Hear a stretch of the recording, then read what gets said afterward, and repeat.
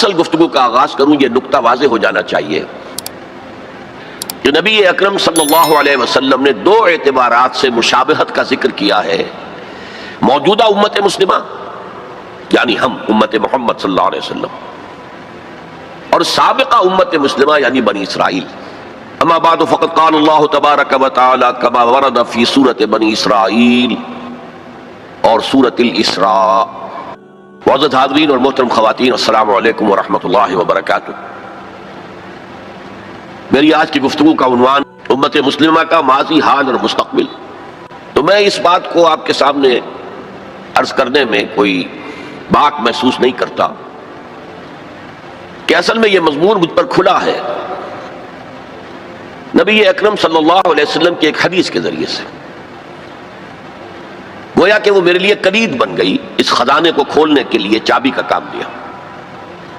وہ حدیث ہے عبداللہ ابن عمرو بن العاص رضی اللہ تعالی عنہما سے کہ حضور صلی اللہ علیہ وسلم نے فرمایا میری امت پر بھی وہ تمام حالات وارد ہو کر رہیں گے جو بنی اسرائیل پر آئے، بالکل ایسے ہی جیسے کہ ایک جوڑے کی دو جوتیاں ایک دوسرے کے مشابہ ہوتی. اس حدیث نے ایک دم میرے لیے امت مسلمہ کے ماضی، حال اور مستقبل کو سمجھنا ممکن بنا دیا، اور اس سمندر کو کوزے میں بند کرنے کا امکان مجھے نظر آیا. چنانچہ سن 74 کے رمضان مبارک میں میں نے ایک مقالہ لکھا حالت اعتکاف میں. وہ پھر بعد میں میثاق میں شائع ہوا، پھر کتابی شکل میں، کتابچے کی شکل میں شائع ہوا، انگریزی ترجمہ بھی شائع ہوا. آج میں اس موضوع پر آپ سے مخاطب ہوں. اس سے پہلے کہ میں اصل گفتگو کا آغاز کروں یہ نقطہ واضح ہو جانا چاہیے کہ نبی اکرم صلی اللہ علیہ وسلم نے دو اعتبارات سے مشابہت کا ذکر کیا ہے.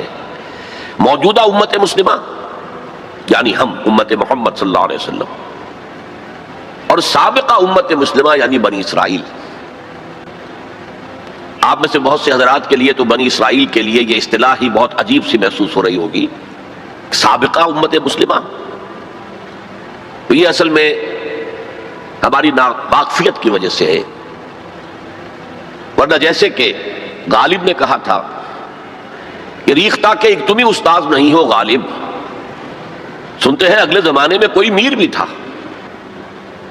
تو ایسے ہم ہی واحد امت مسلمہ نہیں ہیں، ہم سے پہلے بھی ایک عظیم امت رہی ہے بنی اسرائیل. وہ حضرت موسیٰ کے امتی تھے، ہم حضرت محمد کے امتی ہیں صلی اللہ علیہ وسلم علیہ الصلوۃ والسلام. انہیں تورات دی گئی تھی، ہمیں قرآن دیا گیا ہے، اور قرآن مجید میں بار بار آتا ہے کہ اہل ایمان جس طرح قرآن پر ایمان رکھتے ہیں ایسے ہی تورات اور انجیل پر بھی ایمان رکھتے ہیں. یعنی اس بات پر ایمان کہ وہ اللہ کی کتابیں تھیں اگرچہ ان میں تحریف ہو گئی. پھر ذہن میں رکھیے اس امت میں 3 کتابیں نازل ہوئی ہیں، تورات، زبور اور انجیل. اس کے علاوہ بہت سے نبیوں کے صحیفے، اولڈ ٹیسٹمنٹ جو ہے عہد نامہ قدیم، کتنے انبیاء کے صحیفے اس میں شامل. یہ بھی نوٹ کیجئے کہ یہ وہ امت ہے جس کے لیے قرآن میں 4 مرتبہ آیا ہے کہ ہم نے انہیں تمام جہان والوں پر فضیلت دی تھی. 2 مرتبہ تو صرف سورہ بقرہ میں میں نے ہی انہی الفاظ میں آیت وارد ہوئی ہے، 6 رکوع کے شروع میں اور 15ویں رکوع کے شروع میں. یا بنی اسرائیل اذکروا نعمتی التی انعمت علیکم وانی فضلتکم علی العالمین. اے بنی اسرائیل یاد کرو میرے انعام و اکرام و احسان کو جو میں نے تم پر کیا، اور میں نے تمہیں تمام جہان والوں پر فضیلت دی.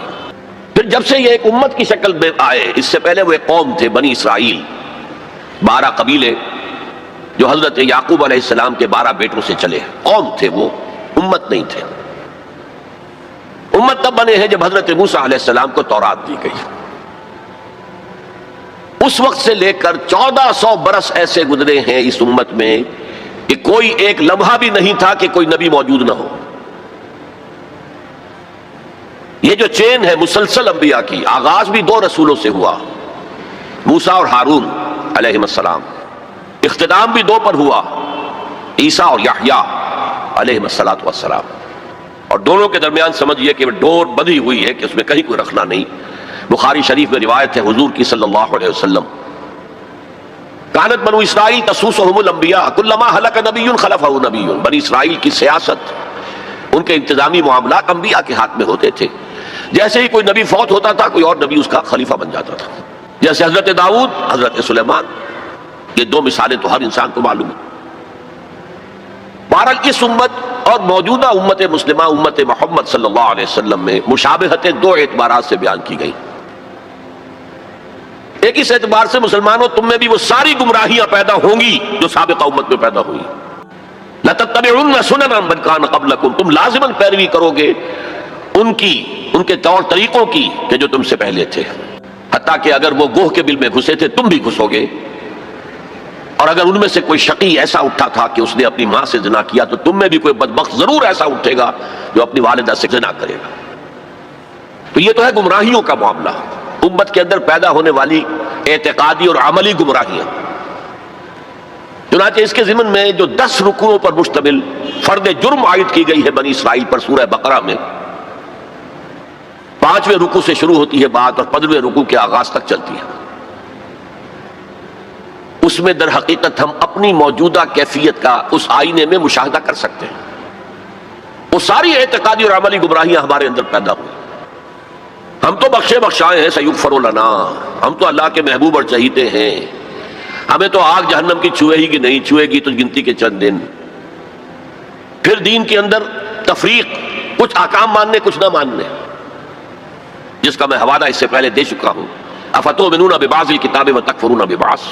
پھر یہ کہ دین کے ظاہر کے اوپر ہی اپنی ساری توجہ جو ہے مرکوز کر دینا، باطنی اس کی حقیقت اور باطنی روح سے صرف نظر کر لینا، ظاہری چیزوں میں بال کی کھال اتارنا اور چھوٹی چھوٹی چیزوں پر کفر کے فتوے لگا دینا. جیسے کہ حضرت مسیح نے کہا تھا کہ تم مچھر چھانتے رہ جاتے اور سموچے اونٹ نکل جاتے. رفع یدین پر تو ہو رہا ہے، من دیگرم تو دیگری، تم اور ہو میں اور ہوں، اور سودی کاروبار میں بھی کر رہا ہوں وہ بھی کر رہا ہے، کوئی پرواہ نہیں. تو ایک پہلو تو یہ ہے، اور وہ بھی ہمارے لیے بہت توجہ طلب ہے کہ ان آیات کو پڑھتے ہوئے ہم اپنا جائزہ لیتے رہیں کہ اصل میں ان آیات میں سورہ بقرہ کے 10 رکوعوں میں اللہ تعالیٰ نے پیش کی ایک آئینہ ہمارے سامنے رکھ دیا کہ اس اعتبار سے تمہارے اندر بھی گمراہیاں پیدا ہو کر رہیں گی، تاکہ جن کو بھی اللہ توفیق دے وہ اس آئینے میں اپنی تصویر دیکھ کر اپنی اصلاح کی طرف متوجہ ہو جائیں. دوسرا، اس حدیث میں حضور نے فرمایا کہ جو حالات ان پر وارد ہوئے تھے، ایک ہے ان کی اپنی اعتقادی اور عملی گمراہیاں، ایک ہے جو حالات ان پر واقع ہوئے تھے، وہی حالات امت محمد صلی اللہ علیہ وسلم پر بھی واقع ہوں گے. اور اس ضمن میں جو آپ نے تشبیہ دی ہے اس سے زیادہ فصاحت و بلاغت پر مبنی تمثیل یا تشبیہ ممکن نہیں. جیسے ایک جوتی کے 2 جوتے، ایک جوڑے کے 2 جوتے، اگر آپ ان کو زمین پر رکھا ہوا دیکھیں گے تو فرق نظر آئے گا، ایک کا پنجہ یوں ہے ایک کا پنجہ یوں ہے، فرق ہے. ان کے تلوے ملا دیجئے تو بال برابر فرق نہیں. تو ویسے تو ظاہر بات ہے ان دونوں امتوں کی تاریخ میں 2000 سال کا فصل ہے، نصف صدی کا قصہ ہے، 2-4 برس کی بات نہیں. تو ایگزیکٹلی تو وہ حالات نہیں ہو سکتے، لیکن یہ کہ اگر آپ تھرو دی لائنز ریڈ کر سکتے ہو بین السطور، تو واقعہ یہ ہے کہ بالکل کاربن کاپی ہے، جو کچھ ان پر بیتا وہی ہم پر بیتا. اور جیسا کہ میں نے عرض کیا اسی حدیث کی روح سے، اور پھر یہ آیات جو آج تلاوت بھی کی گئی، جن کی قرات کی گئی، جن کا ترجمہ آپ کو جناب منظور شیخ صاحب نے بھی سنا دیا، میں بھی کچھ ترجمہ کروں گا. ان آیات پر جب میں نے غور کیا، اس حدیث کی روح سے ان چند آیات میں جو خزانہ تھا، صندوق تھا، اس کا اسے کھولا تو جو بات سامنے آئی ہے وہ آج آپ کے سامنے رکھ رہا ہوں. دوسری بات جو میں چاہتا ہوں کہ واضح ہو جائے وہ یہ ہے کہ میرا موضوع ہے امت کا ماضی، حال اور مستقبل. اسلام کا ماضی، حال اور مستقبل یہ دوسرا موضوع ہے. ان دونوں کو ایک شے نہ سمجھیے. اسلام کا عروج حضور کے اور خلافت راشدہ کے دور میں ہوا، اور خلافت راشدہ کے اختتام کے ساتھ اس کا زوال شروع ہو گیا. وہ زوال تقریباً 1400 برس تک مسلسل مسلسل مسلسل مسلسل مسلسل جاری رہا. ہاں اب وہ وقت آنے والا ہے کہ پھر اس کا ایک عروج ہوگا. لیکن امت کا معاملہ اس کے برعکس ہے. امت ایک مرتبہ اٹھی، پھر گری، پھر اٹھی، پھر گری. اور بنی اسرائیل کے لیے انہی 4 ادوار کا تذکرہ ہے جو ان آیات میں ہے. ہم نے یہ فیصلہ سنا دیا تھا پیشگی بنی اسرائیل کو، وَقَضَيْنَا إِلَىٰ بَنِي إِسْرَائِيلَ، فی الکتاب، اپنی کتاب میں، تورات میں، لَتُفْسِدُنَّ فِي الْأَرْضِ مَرَّتَيْنِ، تم 2 مرتبہ زمین میں بڑا فساد بچاؤ گے، وَلَتَعْلُنَّ عُلُوًّا كَبِيرًا، اور سرکشی کرو گے، بہت اونچی سرکشی، بہت بڑی سرکشی۔ اب یہاں پر حذف سمجھیے، محذوف سمجھیے، انڈرسٹوڈ سمجھیے کہ جب یہ وقت آئیں گے تو تم پر ہمارے عذاب کے شدید کوڑے پڑیں گے، اس لیے کہ آگے جو لفظ وعدہ آ رہا ہے فَإِذَا جَاءَ وَعْدُ أُولَاهُمَا، تو وعدہ تو عذاب کا تھا، اصل میں یہ تو خبر تھی، صرف یہ وعدہ نہیں تھا کہ تم 2 مرتبہ اپنی تاریخ کے دوران بہت شدید سرکشی کرو گے، اللہ کے خلاف، اللہ کے دین کے خلاف، اللہ کی شریعت کے خلاف بہت فساد بچاؤ گے۔ اور یہاں جیسا کہ میں نے عرض کیا، اب امپلائڈ سمجھیے، اور اس پر ہمارے عذاب کے شدید کوڑے تم پر برسیں گے۔ فَإِذَا جَاءَ وَعْدُ أُولَاهُمَا، تو جب ان 2 وعدوں میں سے پہلے وعدے کا وقت آیا، یعنی عذاب کا وعدہ جو ہم نے تم سے کیا تھا، جو وعید دی تھی تمہیں، بَعَثْنَا عَلَيْكُمْ عِبَادًا لَنَا أُولِي بَأْسٍ شَدِيدٍ، ہم چڑھا لائے تم پر اپنے وہ بندے جو بہت جنگجو تھے، بہت وحشی تھے، بہت فوجی قوت کے حامل تھے، فَجَاسُوا خِلَالَ الدِّيَارِ، وہ تمہاری آبادیوں میں گھس گئے اور پھیل گئے، وَكَانَ وَعْدًا مَفْعُولًا، اور وہ وعدہ جو ہے پورا ہو کر رہا۔ اس سے واضح ہو گیا وعدہ عذاب کا تھا۔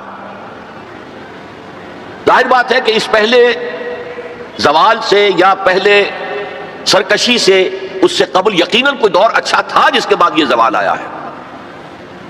وہ دور ہے جو ان کی خلافت راشدہ سے تعبیر کیا جا سکتا ہے، حضرت طالوت، حضرت داؤد، حضرت سلیمان علیہ السلام کا دور، تقریباً 100 برس۔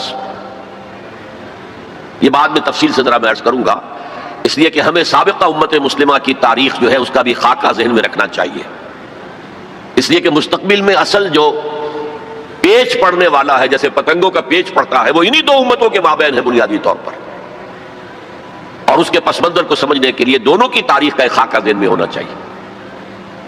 پھر فرمایا ثم رددنا لکم الکرۃ علیہم، پھر ہم نے لوٹا دی تمہاری باری ان پر، وَأَمْدَدْنَاكُمْ بِأَمْوَالٍ وَبَنِينَ، اور ہم نے تمہاری مدد کی مالوں کے ساتھ، اموال کے ساتھ اور بیٹوں کے ساتھ، وَجَعَلْنَاكُمْ أَكْثَرَ نَفِيرًا، اور تمہاری تعداد تو وہ پہلے دور عروج کے مقابلے میں بھی زیادہ ہو گئی۔ ان احسنتم، اگر تم نے کوئی بھلائی کمائی، احسنتم لأنفسکم، تو تم نے اپنے لیے کمائی، وَإِنْ أَسَأْتُمْ، اگر تم نے برائی کمائی، فَلَهَا، وہ بھی تمہارے اپنے نفس کے لیے ہے، اپنی جانوں کے لیے ہے۔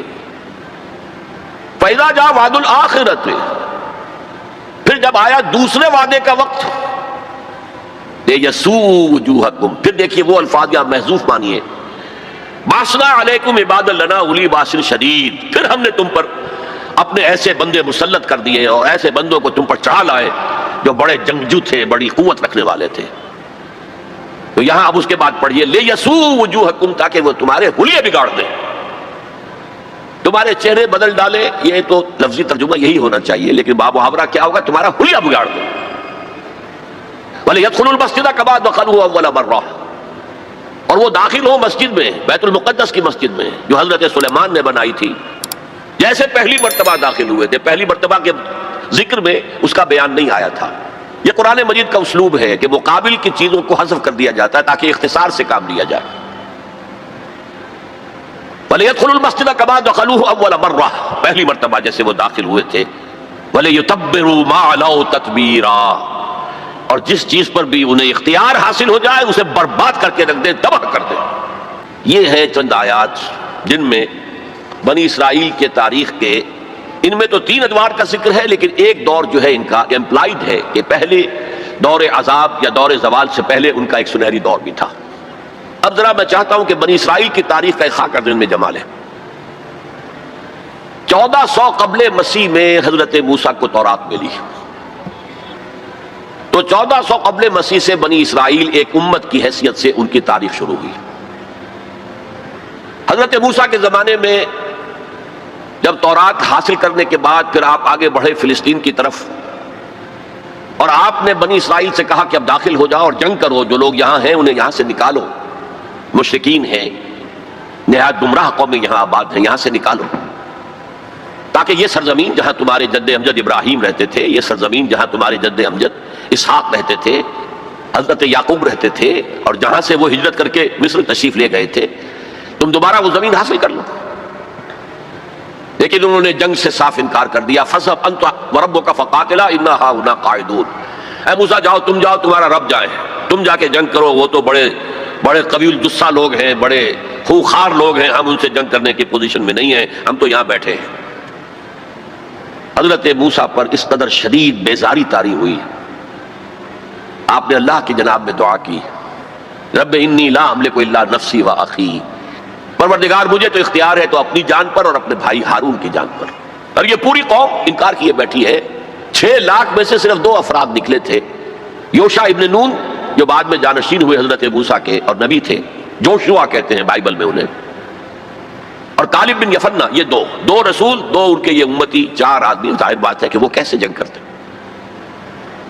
تو حضرت موسیٰ کی دعا تھی کہ رب انی لا املک نفسی الا نفسی واخی فافرق بیننا و بین القوم الفاسقین. تو اے اللہ اب ہمارے اور ان فاسقوں کے درمیان علیحدگی کر دے، میں اب ان کے ساتھ نہیں رہنا چاہتا، ان ناہنجاروں کے ساتھ نہیں رہنا چاہتا. اللہ نے فرمایا نہیں موسیٰ، رہنا تو ہوگا تمہیں انہی کے ساتھ. البتہ انہیں ہم یہ سزا دے رہے ہیں کہ 40 برس تک یہ ارض مقدس اب ان پر حرام ہو گئی، اسی صحرائے سینا میں بھٹکتے پھریں گے. یتیہون فی الارض، اسی سے اس سینا کے صحرا کو صحرائے تیر کہا جاتا ہے، یتیہون فی الارض. اسی 40 سال کے دوران میں حضرت موسیٰ کا انتقال ہو گیا، حضرت ہارون کا انتقال ہو گیا، بلکہ یوں سمجھیے کہ تقریباً پوری نسل جو مصر سے نکل کر آئی تھی وہ فوت ہو گئی. اب ایک نئی نسل پیدا ہوئی صحرا میں، جو غلامی کا داغ اٹھائے ہوئے نہیں تھی، صحرا کی وسعتوں میں پیدا ہوئے. جیسے کہ اقبال کہتا ہے فطرت کے مقاصد کی کرتا ہے نگہبانی، یا بندہ صحرائی یا مرد کوہستانی. شہری لوگوں کے اندر تو طرح طرح کی کمزوریاں آ جاتی ہیں، اخلاقی اعتبار سے بھی بڑے بڑے شہر، اس کے اندر جو بھی خرابیاں آتی ہیں وہ سب کو معلوم ہے. تو فطرت کے مقاصد کی کرتا ہے نگہبانی، یا بندہ صحرائی یا مرد کوہستانی. تو صحرا میں جو نسل پیدا ہوئی اب 40 سالوں میں اور وہ جوان ہو گئی، اس نے پھر جوشوا یعنی حضرت یوشع ابن نون کی سرکردگی میں جہاد کیا، قتال کیا. جیریکو، اریحا اس کا نام تھا، آج کل آپ پڑھتے ہوں گے اخبارات میں، وہ اسرائیل میں اور جو فلسطین کے شہروں میں جیریکو ایک مشہور شہر ہے، سب سے پہلے وہ فتح کیا، اس کے بعد پورا فلسطین فتح کر لیا. غلطی یہ کی کہ کوئی ایک مرکزی حکومت قائم نہیں کی، 12 قبیلوں نے 12 چھوٹی چھوٹی ریاستیں بنا لی. اب 12 ریاستیں ہوں گی تو آپس میں کھٹ پٹ بھی ہوگی، اختلافات بھی ہوں گے. جیسے ہمارے دور زوال میں ہندوستان میں جب مغلیہ سلطنت کا جو کنٹرول تھا وہ ڈھیلا پڑ گیا، تو اب ہر جگہ پر راجے ہیں، مہاراجے ہیں، نواب ہیں، لوکل لوگ کھڑے ہو گئے اور ان پر کوئی کنٹرول اب مرکز کا نہیں رہا. پھر وہ آپس میں لڑتے بھی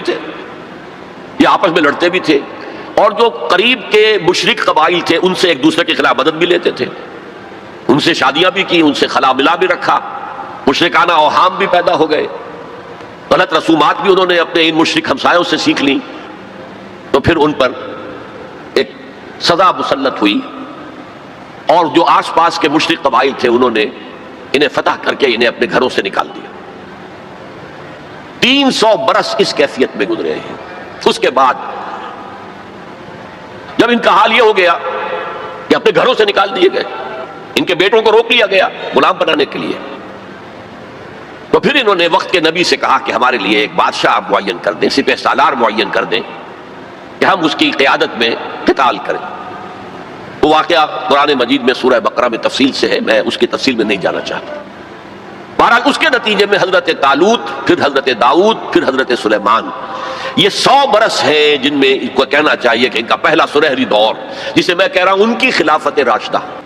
یعنی فرق نوٹ کیجئے، ہماری خلافت راشدہ دور نبوت سے متصل ہے، کوئی فصل نہیں ہے اس کے مابین، لیکن ان کی خلافت راشدہ میں 300 برس کا فصل ہے. دور نبوت حضرت موسیٰ علیہ السلام کا 300 سے بھی تقریباً 350 برس، وہ بھی شمار کر لیجئے جو صحرائے تیہ میں بھٹکتے ہوئے گزرے.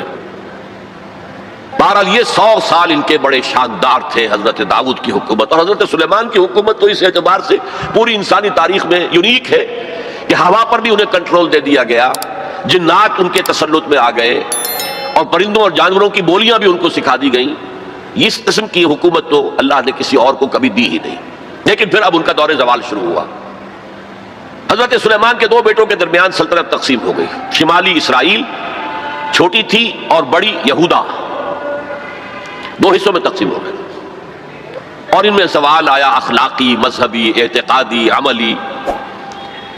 دنیا پرستی، دولت پرستی، مشرکانہ اوہام، غلط رسوم، اس کے نتیجے میں پھر اللہ کے عذاب کا پہلا کوڑا جو ہے، بڑا کوڑا، وہ پڑا، اور وہ دو حصوں میں آیا، نوٹ کر لیجئے۔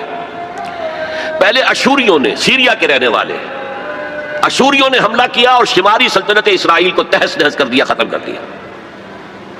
یہ ہوا ہے تقریباً 700 قبل مسیح۔ خلافت راشدہ ان کی ہے 1000 قبل مسیح سے لے کے 900 قبل مسیح تک، تو گویا کہ اس کے 200 برس کے بعد سلطنت اسرائیل ختم۔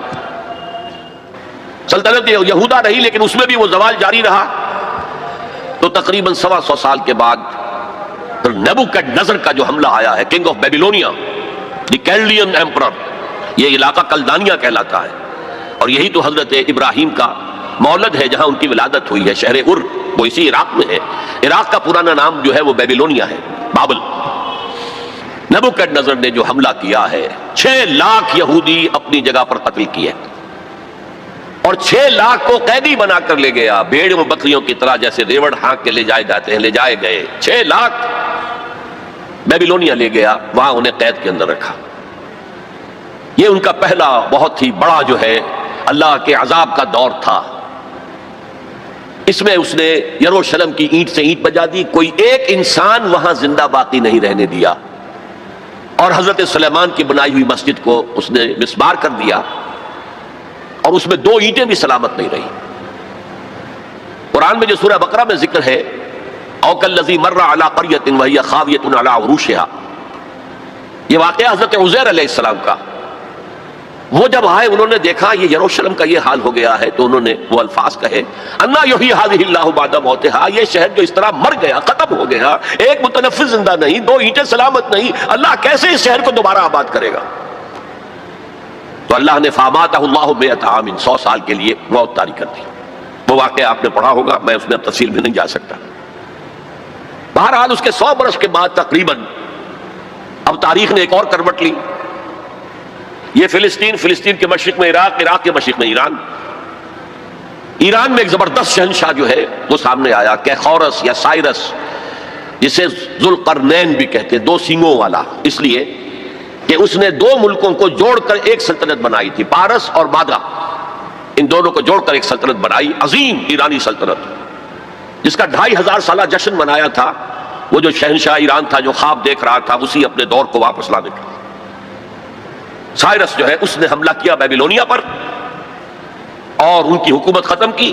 نیبوکڈنیزر کے جو بھی وہاں اس وقت وارث تھے، اور یہودیوں کو اجازت دے دی کہ اب تم جاؤ، جا سکتے ہو، جا کر اپنا معبد بھی دوبارہ تعمیر کر سکتے ہو۔ اس نے مدد بھی کی، اس کے جانشینوں نے بھی مدد کی، ساز و سامان بھی جاؤ بناؤ، اور اپنی سلطنت میں دوبارہ آباد ہو جاؤ۔ اس وقت حضرت عزیر علیہ السلام کی دعوت توبہ، توبہ کی طرح، توبہ کرو، توبہ کرو، توبہ کرو، ریپینٹ ریپینٹ ریپینٹ، اصلاح کرو اپنے اعمال کی، اپنے عقائد کی۔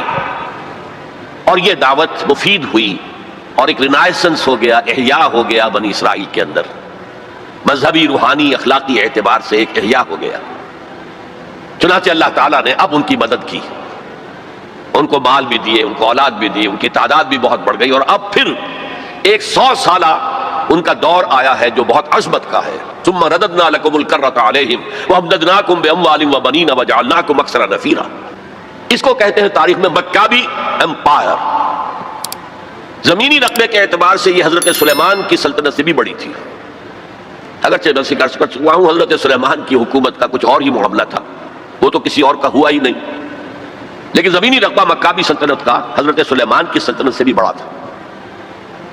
لیکن اس کے بعد پھر وہی ہوا، پھر وہی زوال، پھر اسی طریقے سے مشرکانہ اوہام عقائد کے اندر گھس گئے، بدعات، رسومات نئی سے نئی، اپنے آس پاس کے اڑوس پڑوس کے لوگوں سے چیزیں سیکھ سیکھ کر اپنے اندر داخل کرنا، دنیا پرستی، شہوت پرستی، پھر ان کے اوپر عذاب کے کوڑے برسے۔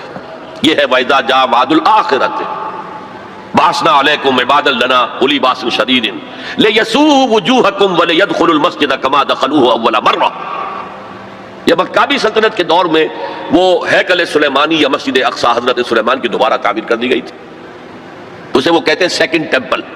لیکن ان پر اب جو آئے کوڑے وہ یورپ سے آئے، پہلے گریکس آئے، Alexander the great and Seleucus, ان کی حکومت ان پر قائم رہی، انہوں نے روندا پاؤں تلے، پھر رومنز آ گئے، رومن نے فتح کیا علاقہ.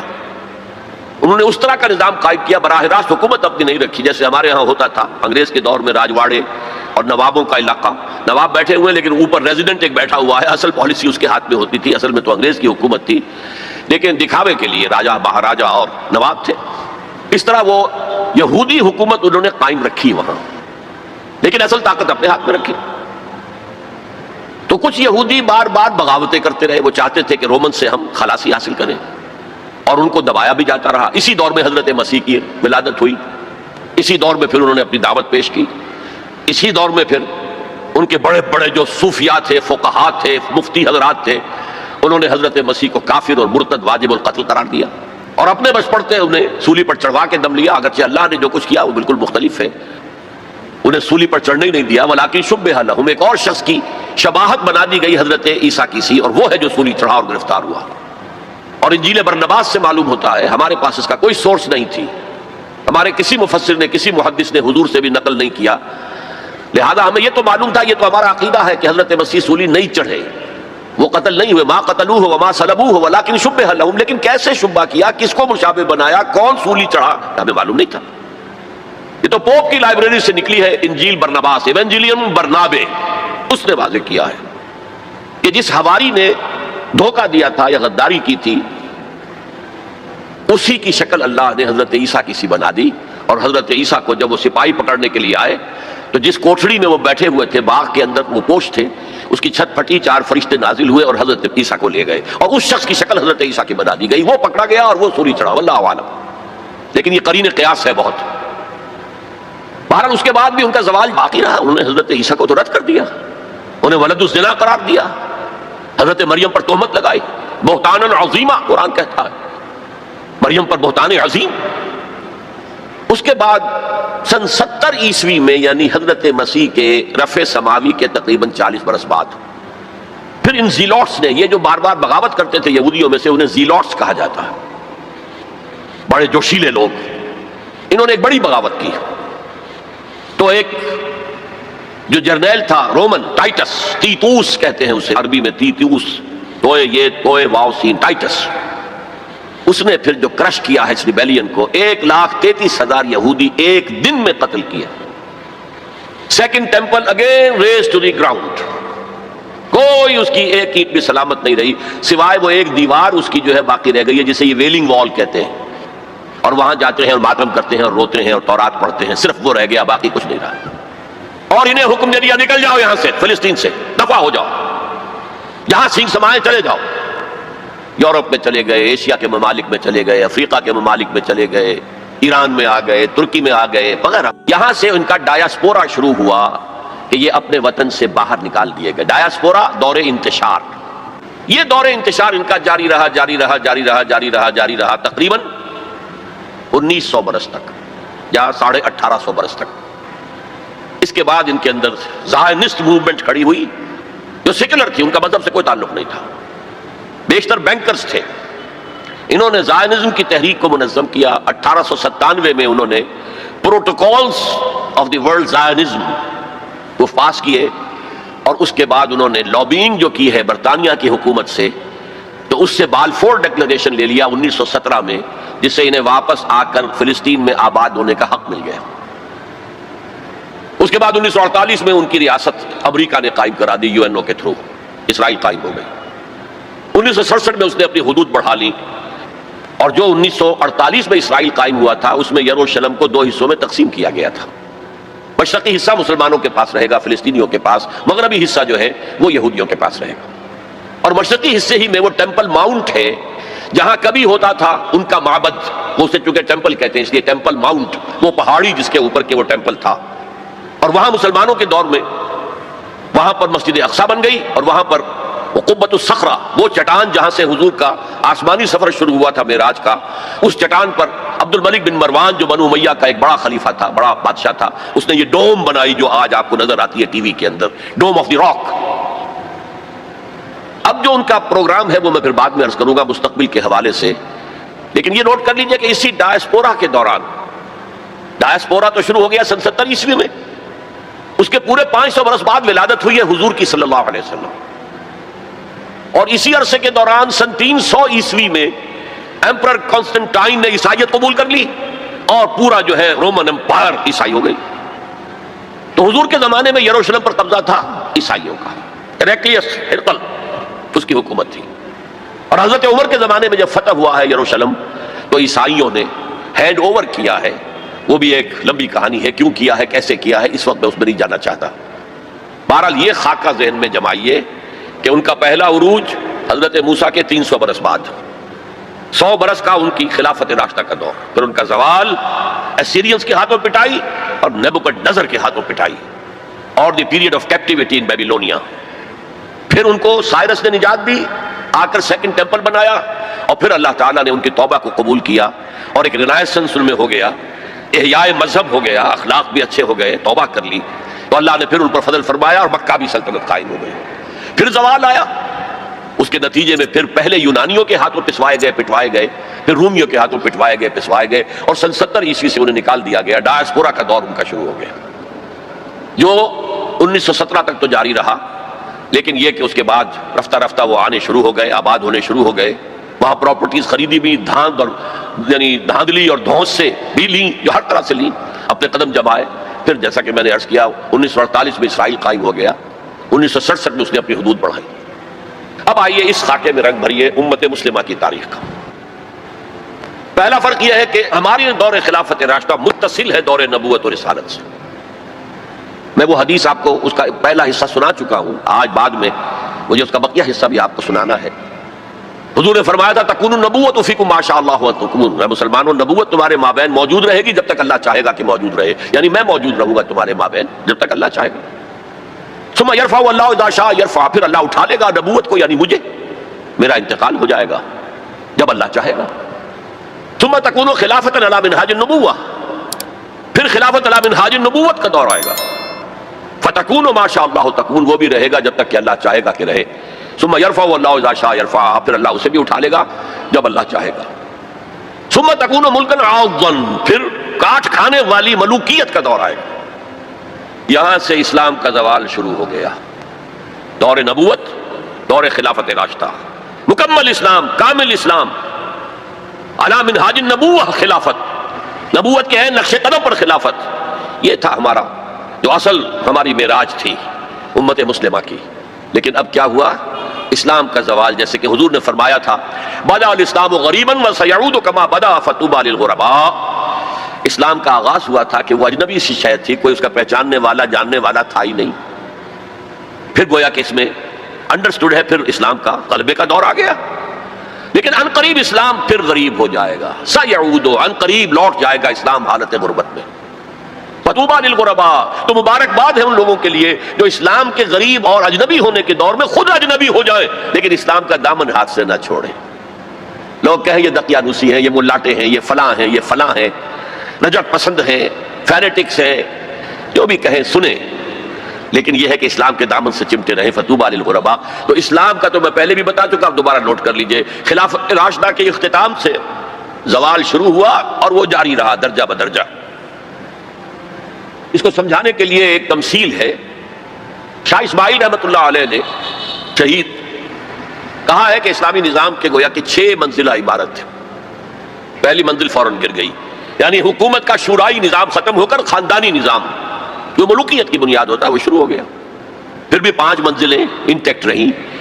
آخر اس شریعت کے مطابق فیصلے ہو رہے تھے، قانون تو شریعت ہی کا تھا، یوں سمجھیے کہ اوپر کا دستور بدل گیا تھا. لیکن پھر ایک وقت آیا کہ وہ منزلیں اور گری، پھر دوسری گری، پھر تیسری گری. پھر ہم پر کولونیلزم کا دور آیا. اب وہ ہمارے قاضی بھی ختم، مفتی بھی ختم، تو اسلام اور سکڑتا چلا گیا. بس نماز روزہ حج زکوٰۃ کر لو، شادی بیاہ کے رسومات اپنی مرضی کے مطابق کر لو، سور نہ کھاؤ، شراب نہ پیو، اتنا اسلام رہ گیا. تو سکڑتا اسلام جہاں تک آ چکا ہے آج وہ آپ کے سامنے ہے. لیکن اسلام کا تو زوال شروع ہو گیا خلافت راشدہ کے بعد، امت کا عروج جاری رہا. یہ پہلا دور عروج 600 برس تک جاری رہا under the leadership of the Arabs. بنو امیہ کا دور، بنو عباس کا دور، ہارون الرشید کا دور، مامون الرشید کا دور. یہ عظیم سلطنت تھی، عظیم مملکت تھی. دنیا کی عظیم ترین اس وقت یہ مملکت کے درجے میں تھی. علوم کا چرچا ہو رہا تھا، فنون کا چرچا ہو رہا تھا، کتابیں ٹرانسلیٹ ہو رہی ہیں، یونانی سے سائنس اور فلسفے کی کتابیں جو ہیں وہ ٹرانسلیٹ کی جا رہی ہیں، ہندوستان سے لیا جا رہا ہے.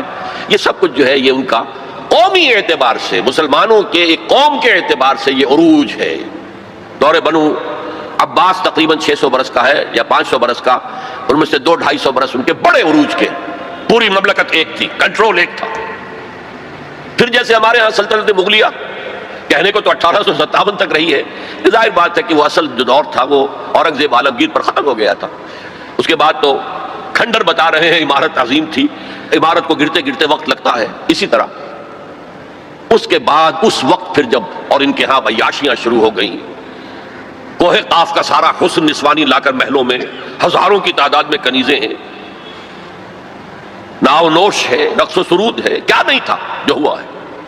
زوال عوام کے اندر بدعات، رسومات، یہ ساری چیزیں ہوئی تو اللہ کے عذاب کے اب کوڑا پڑا، پہلا کوڑا، زبردست کوڑا. جیسے وہاں 2 حصوں میں آیا تھا، کاربن کاپی بتا رہا ہوں آپ کو. حزب النال بن نال، پہلے شمال سے آئے کروسیڈرز، صلیبی ہورڈز، انہوں نے میڈیٹرینین کا سارا ساحلی علاقہ تہس نہس کر دیا اور 1099 میں یروشلم بھی فتح کر لیا. اور اتنا خون بہایا ہے، اتنا خون بہایا ہے، وہ خود یہ لکھتے ہیں ان کے ہسٹورینز کہ جب صلیبی داخل ہوئے ہیں ان کے فوجی گھوڑوں کے اوپر سوار ہو کر تو گھوڑوں کے گھٹنوں تک خون کی ندیاں بہہ رہی تھیں. اس کے بعد 88 برس تک یہ یروشلم عیسائیوں کے قبضے میں رہا. 88 لانگ ایئرز. کھویا عربوں نے، واپس لینے کی سکت عربوں میں نہیں تھی. عیاشیوں کی وجہ سے وہ کمزور ہو چکے تھے، کھوکھلے ہو چکے تھے. واپس لینے والا کرد تھا، کرد خون، صلاح الدین ایوبی رحمت اللہ علیہ. یہ ہوا 1187 عیسوی میں. 1099 میں قبضہ ہوا، 1187 عیسوی میں واپس لیا. 88 برس تک وہ کروسیڈرز کے قبضے میں رہا. اور اس کے بعد جیسے نبوکڈ نظر آیا تھا مشرق سے، عراق فلسطین کے مشرق میں ہے، تو ہم پر جو طوفان آیا ہے، جو مسلمانوں پر اس وقت عذاب الہی آیا ہے، وہ تاتاریوں کے ہاتھوں. کروڑوں مسلمان قتل ہوئے، لاکھوں کی بات نہیں ہے. بنی اسرائیل کی امت چھوٹی سی امت تھی، یہ امت بہت وسیع تھی. اگر ان کے لاکھوں قتل ہوئے تھے تو ان کے تو کروڑوں ہوئے. خارزم شاہ کی عظیم مملکت، سینٹرل ایشیا کی عظیم ترین سلطنت جو قائم ہوئی ہے تاریخ میں، ختم، تہس نہس. ایسا بھی کیا ہے تاتاری وحشیوں نے کہ ایک آبادی کے تمام انسانوں کو قتل کرنے کے بعد ان کے صرف سر علیحدہ کیے، سریاں، ان کو جمع کر کے ایک پہاڑی کی شکل بنائی. اس پہاڑی پر تخت جما کر ایک وحشی تاتاری سردار نے بیٹھ کر شراب پی. اور مسلمانوں پر دہشت اس درجے تھی کہ اگر 15-20 مسلمان بھی کہیں کوئی تاتاری جو ہے انہیں مل جاتا تھا اکیلا، اور وہ مسلح بھی نہیں، اور وہ کہتا تھا کھڑے رہو یہیں پر، میرے پاس اس وقت تلوار نہیں ہے، میں تلوار لے کر آ کے تم سب کو قتل کروں گا. وہ کھڑے رہتے تھے جیسے کہ بھیڑیں بکریاں کھڑی ہوں، اور وہ آ کر ایک ایک کو قتل کرتا تھا. ضربت علیہم الذلۃ والمسکنۃ وباؤوا بغضب من اللہ. یہ دور انتہائی تاریک دور تھا ہمارا، انتہائی تاریک دور تھا. عالم اسلام کا نقشہ وہی تھا جو حضرت عزیر نے جب دیکھا تھا یروشلم کو تو کہا تھا انا یحیی ہذہ اللہ بعد موتہا. اسی طرح سے عالم اسلام میں کوئی امید دور دور تک نظر نہیں آ رہی تھی کہ اس کا کوئی احیاء ہو سکے گا. لیکن پھر احیاء ہوا، دوسرا دور آیا، لیکن ایک فرق کے ساتھ. سابقہ امت جو تھی بنی اسرائیل، وہ ایک نسل پر مشتمل تھی، ایک قوم. اس کا احیاء بھی اسی کے اندر ہوا ہے. امت محمد ملٹی نیشنل امت تھی. عرب اس کا نیوکلیس تھے، کوئی شک نہیں، اب بھی نیوکلیس ہیں. لیکن جیسے کہ ایٹم کے مرکز میں تو نیوکلیس ہوتا ہے جس میں پروٹونز ہوتے ہیں، پازیٹیو چارج ہوتا ہے، پھر چاروں طرف اس کے الیکٹرانز گھوم رہے ہوتے ہیں.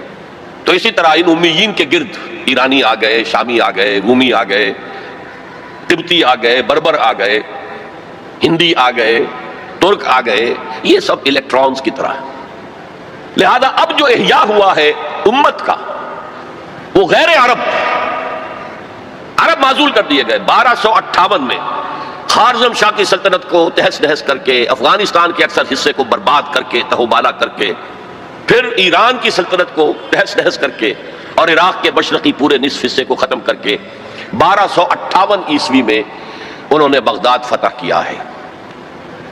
اور آخری خلیفہ بنو عباس کا مستعصم باللہ، اس کو محل سے نکالا ہے، ایک جانور کی کھال میں لپیٹ کر گلی میں ڈال دیا اور گھوڑے دوڑا دیے، کچل دیا، جس پر شیخ سعدی نے کہا تھا آسمان را حق بود در خون بارت بر زمین بر زوال ملک مستعصم امیر المومنین، امیر المومنین مستعصم باللہ کے زوال پر اگر آسمان خون کی بارش کرے تو اسے حق ہے، آسمان را حق بود در خون بارت بر زمین، بارش زمین پر آئے خون کی تو وہ حق ہے اسے، بر زوال ملک مستعصم امیر المومنین، خلیفہ مستعصم باللہ امیر المومنین کے اس انجام پر۔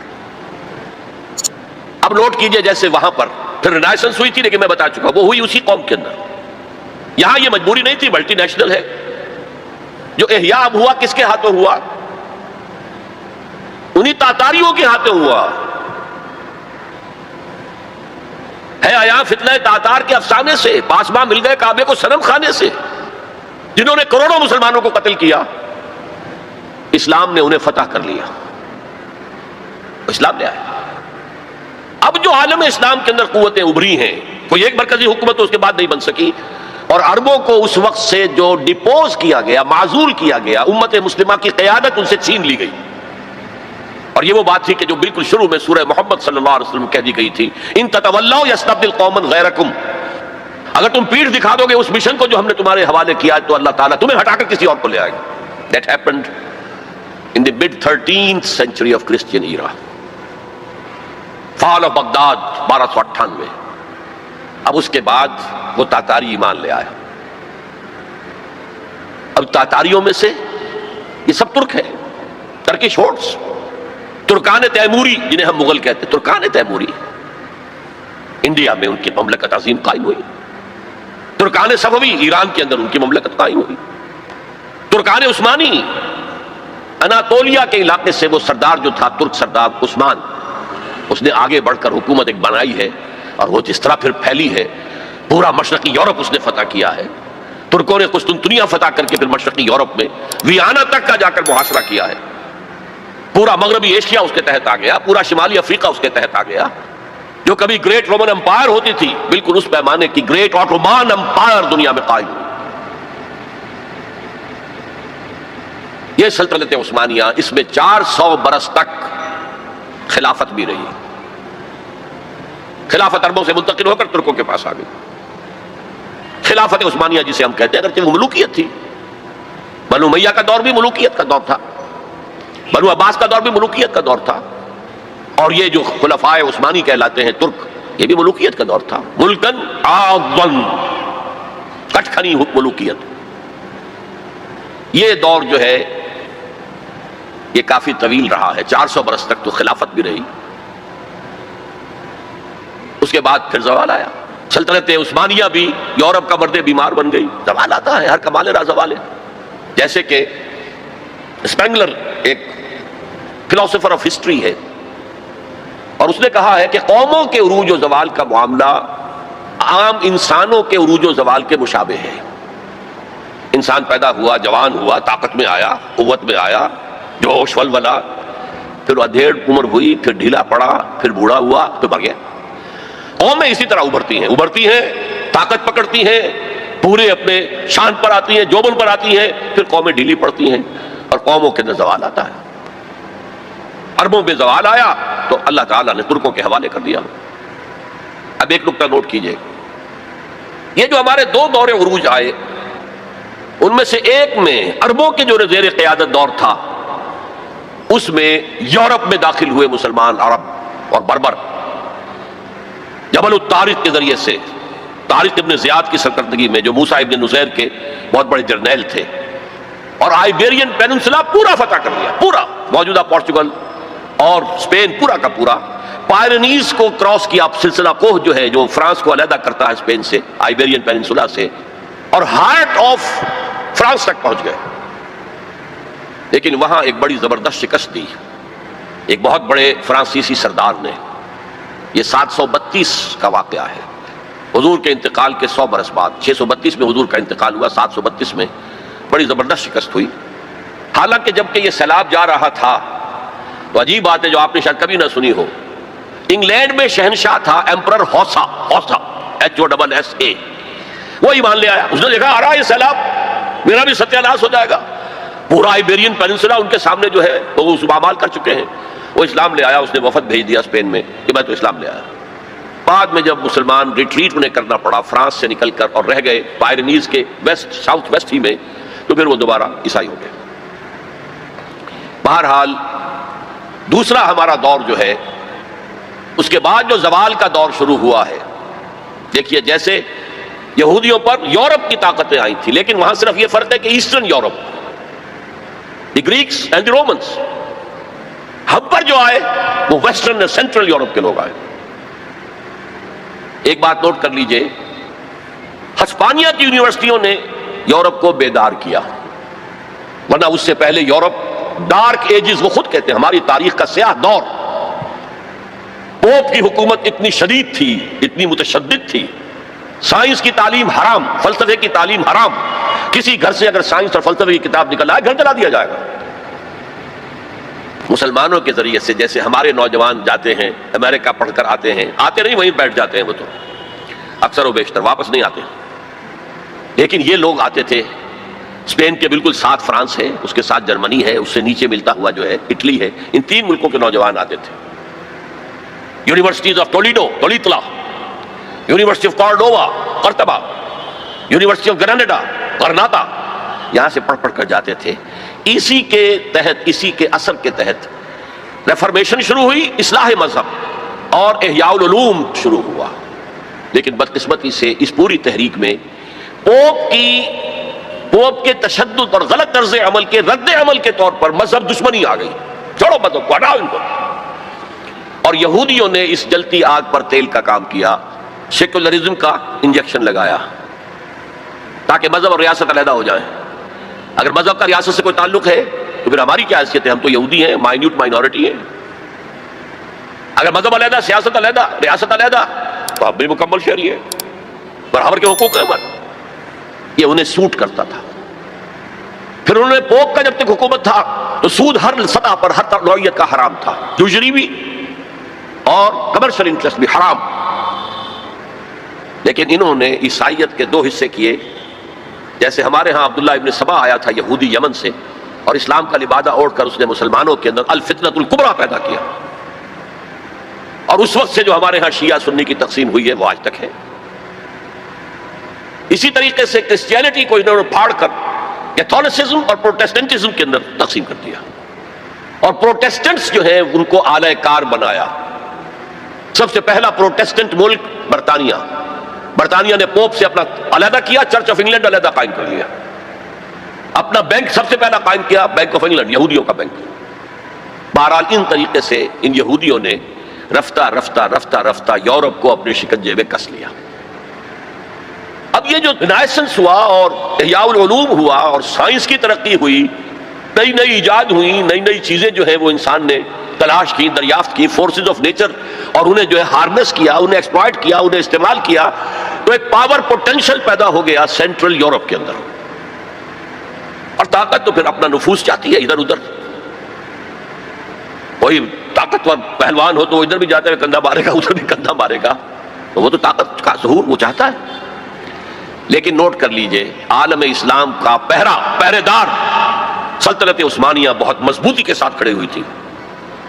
یورپ اور افریقہ جانے کا راستہ بند، کہاں سے جائے؟ The great Ottoman empire standing at a sentinel, ایک سنتری کی حیثیت سے کھڑی ہے. خشکی کے راستے جانا ممکن نہیں تھا. لیکن یہ کہ جو ہے اس سیلاب نے سینٹرل جو یورپ سے آیا ہے طاقت کا سیلاب، اس نے پہلے تو صفایا کیا. یہ دوسرا ڈاؤن فال ہمارا شروع ہو رہا ہے. سب سے پہلے صفایا کیا ہسپانیہ کا. 1492 میں فال آف گریناڈا، آخری مسلمان ریاست غرناطہ کی ختم ہو گئی 1492. اس کے بعد تقریباً 10 سال کے اندر ہسپانیہ کو پاک کر دیا گیا مسلمانوں سے. یا قتل کر دیے گئے، یا جلا دیے گئے، یا کچھ نے عیسائی بن کر جانے بچائی، اور باقی کو جہازوں میں بھر بھر کر لے جا کر نارتھ افریقہ کے ساحل پر ڈمپ کر دیا، جاؤ دفع ہو. یہ ہے زوال ثانی ہمارا، اور اس کے اوپر اللہ کے عذاب کے کوڑے. ہسپانیہ 800 برس جہاں حکومت کی، مسلمان کا نام و نشان نہ رہا۔ 1492 میں ہوا تھا فال آف گریناڈا، 1498 میں واسکو ڈی گاما نے راستہ تلاش کر لیا مشرق کا، اوٹومان امپائر کو بائی پاس کر کے افریقہ کے مغربی ساحل کے ساتھ نیچے تک جا کر round the Cape of Good Hope, اور پھر وہاں سے مشرق کی طرف جزائر شرق الہند، جاوا، سماٹرا، ملایا، ہندوستان۔ اب یہ کولونیل پاورز اس راستے سے آئی۔ ہندوستان میں فرینچ بھی آئے، انگریز بھی آئے، پورچوگیز بھی آئے، لیکن باقی سب ختم ہو گئے، انگریز باقی رہا۔ مشرق بعید کے اندر ڈچ رہے، اور پھر یہ رفتہ رفتہ رفتہ رفتہ رفتہ رفتہ یہ پروسیس ہوتا ہوتا بڑھتا بڑھتا 20ویں صدی کے آغاز میں اپنے کلائمیکس کو پہنچ گیا، جب پہلی جنگ عظیم کے بعد سلطنت عثمانیہ ختم، حصے بکھرے، بلکانائزیشن جسے کہتے ہیں، بلقان کی ریاست میں یہ سب کیا تھی؟ یہ تو ترکوں کی حکومتیں تھیں۔ یہ جو کوسوو میں اور بوسنیا میں جو مسلمان ہیں، یہ کن کی یادگار ہیں؟ باقیات و صالحات کن کی ہیں؟ اسی دور کی، ترکوں کے دور کی۔ لیکن اب سلطنت عثمانیہ بھی ختم۔ عربوں نے انگریزوں کی مدد کی، کرنل لارنس نے عربوں کو آمادہ کیا بغاوت پر، عربوں نے بغاوت کی، انگریزوں کی مدد کی، اور خود ہندوستان سے ہندوستانی فوج گئے انگریز کے تحت، اور انہوں نے جا کر انگریز کی مدد کی۔ جنرل ایلن بی کو قبضہ لے کر دیا یروشلم، اور جنرل ایلن بی نے جا کر ٹھوکر ماری تھی صلاح الدین ایوبی کی قبر کو، سلاڈین وی آر اگین ہیئر۔ یہ ہمارا زوال جو ہے انتہا کو پہنچ گیا پہلی جنگ عظیم کے بعد۔ وعدے کیے گئے تھے عربوں سے تمہیں آزادی دیں گے، لیکن ہوا کیا؟ حصے بکھرے کر دیے، ٹکڑے کر دیے، یہ تمہارا، یہ میرا، یہ اس کا۔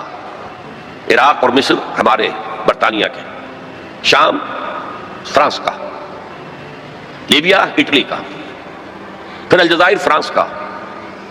یہ ساری تقسیم، بندر بانٹ، اس حدیث کا نقشہ سامنے آ گیا جو حضور نے ایک دفعہ صحابہ سے کہا، یوشک ان تداعی علیکم الامم، مجھے اندیشہ ہے کہ ایک وقت آئے گا کہ دنیا کی قومیں تم پر ایک دوسرے کو دعوت دیں گی، آئیے آئیے آئیے، یہ نرم کھانا موجود ہے، بہت اچھا نرم گرم، آؤ، میں ادھر سے کھاؤں گا تم ادھر سے کھاؤ۔ جیسے دسترخوان پر کھانا چن کر کوئی خاتون خانہ بلاتی ہے، جناب تشریف لائیے، اس طرح قومیں تم پر ایک دوسرے کو دعوت دیں گی۔ صحابہ گھبرا گئے، اب ان قلت نحن یومئذ یا رسول اللہ، حضور کیا یہ اس وجہ سے ہو جائے گا کہ ہم اس زمانے میں بہت قلیل تعداد میں رہ جائیں گے؟ فرمایا نہیں، بل انتم یومئذ کثیر، تعداد تو تمہاری بہت ہوگی، لیکن تمہاری حیثیت کیا ہوگی؟ کا غصاء السیل، جیسے سیلاب کے اوپر جھاگ ہوتا ہے، ایسے جھاگ بن کر رہ جاؤ گے، تمہاری حیثیت کچھ نہیں ہوگی۔ ولکن فیکم وہن، ایک بیماری پیدا ہو جائے گی جس کا نام وہن ہے۔ وہم نہیں، وہم کو جانتے ہیں آپ، سپرسٹیشن یا کچھ اور، وہن، واو ہا نون، وہن۔ اب اس مرض کا نام کبھی سنا نہیں تھا، پوچھا من وہن ہو یا رسول اللہ؟ فرمایا حب الدنیا و کراہیت الموت، جب دنیا کی محبت تمہارے دلوں پر قبضہ کر لے گی اور موت سے تمہیں نفرت ہو جائے گی، بجائے اس کے کہ خوش آمدید کہو کہ نشان مرد مومن باتوں گوئے ہم جو مر گایا تبسم بر لب اوست۔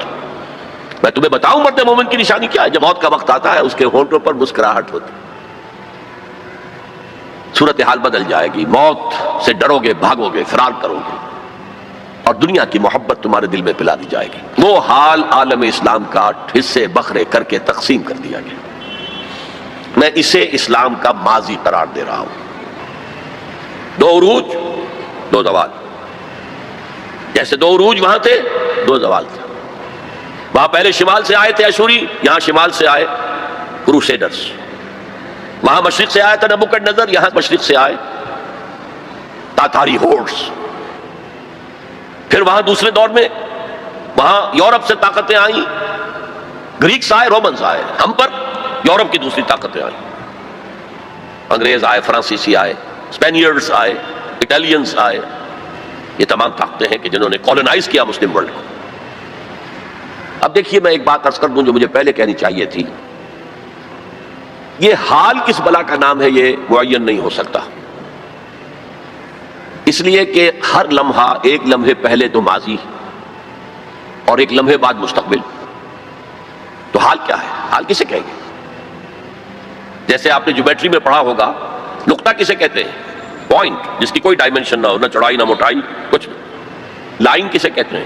جس کی صرف ایک ڈائمنشن ہے، لینتھ ہوگی، اس میں کوئی چوڑائی موٹائی نہیں ہوگی۔ تو یہی معاملہ حال کا ہے۔ ماضی اور مستقبل کے درمیان ایک، یوں سمجھیے کہ ایک فرضی سی لائن ہے جسے ہم حال کہتے ہیں۔ لیکن یہاں امت مسلمہ کے معاملے میں میں پہلی جنگ عظیم پر جبکہ ہمارے زوال کا معاملہ انتہا کو پہنچ گیا، اس کے بعد سے لے کر اب تک کے دور کو میں حال قرار دے رہا ہوں۔ تقریباً 1 صدی، ابھی 10 سال کم ہے، جس کو میں امت کا حال قرار دے رہا ہوں۔ اس حال کے آغاز میں ہمارے حساس قومی شاعروں نے جو مرثیے کہے ہیں، ان میں سب سے نمایاں حالی تھا مولانا حالی، الطاف حسین حالی۔ ان کی مسدس پڑھیے، اس کے سرنامے پر جو 2 اشعار لکھے ہیں، کس قدر درد ہے، کتنا کرب ہے اس میں۔ پستی کا کوئی حد سے گزر نہ دیکھے، اسلام کا گر کر نہ ابھر نہ دیکھے، مانے نہ کبھی کہ مد ہے ہر جزر کے بعد، دنیا کا ہمارے جو اتر نہ دیکھے۔ یہ مد و جزر میں تو جزر کے بعد مد آتا ہے، ہمارا تو اب جزر ہی جزر ہے، جزر ہی جزر ہے، مد کا کوئی سوال ہی نہیں۔ beginning with the fall of Spain، 500 برس گن لیجئے، 1492 سے لے کر اور 1920 تک تقریباً سمجھیے یہ ہمارا زوال زوال زوال زوال زوال زوال زوال پٹائی۔ اب جو یہ ہے حال کا معاملہ، اس کا جو میری آبزرویشن ہے وہ یہ ہے، اس میں 2 پروسیس چل رہے ہیں سائیڈ بائی سائیڈ۔ جیسے قرآن مجید میں ہے سورہ رحمان میں، مرج البحرین یلتقیان بینہما برزخ لا یبغیان، چلائے اللہ نے 2 دریا، 2 روئیں چل رہی ہیں سمندر میں، ایک ٹھنڈے پانی کی رو ہے، گرم پانی کی رو ہے، سائیڈ بائی سائیڈ ہیں، انٹرمنگل کرتے نہیں، معلوم ہوتا درمیان میں کوئی انویزیبل پردہ ہے، بینہما برزخ لا یبغیان۔ اسی طرح ایک پروسیس تو رینائسنس کا ہے جو شروع ہو گیا تھا تقریباً پہلی جنگ عظیم کے کچھ 10 برس کے بعد، اور ایک یہ کہ ہمارا وہ ڈاؤن فال مزید بڑھتا جا رہا ہے، ہم اور گرتے جا رہے ہیں اور پستی میں جا رہے ہیں۔ یہ دونوں پروسیس ہیں جو ساتھ ساتھ شروع ہوئے۔ رینائسنس کا پروسیس کیا تھا؟ جیسے جیسے یورپین امپیریلزم کا بستر طے ہونا شروع ہوا middle of the 20th century میں، ہندوستان آزاد ہو گیا، پاکستان بن گیا، انڈونیشیا آزاد ہو گیا، مصریوں نے بھی اٹھا کر برٹشرز کو میڈیٹرینین میں پھینک دیا، الجزائر نے آزادی حاصل کر لی، شام سے فرانسیسی چلے گئے، وغیرہ وغیرہ۔ یہ بستر کولونیل بیڈ یہ رول ہو رہا ہے۔ اس سے مسلمانوں کو ایک اپنا ماضی یاد آیا، ہمارا بھی تو ایک نظام تھا نا۔ پہلا جو ہے رینائسنس کا عمل وہ تو تھا آزادی کی تحریکیں جو پوری دنیا میں چلی۔ سیوکارنو کی قیادت میں آزادی حاصل کی ہے انڈونیشیا نے، گاندھی اور کانگریس کی قیادت میں آزادی حاصل کی سب کانٹیننٹ نے، محمد علی جناح کی قیادت میں ہندوستان کا ایک حصہ انہوں نے اسلام کے نام پر علیحدہ کرا لیا۔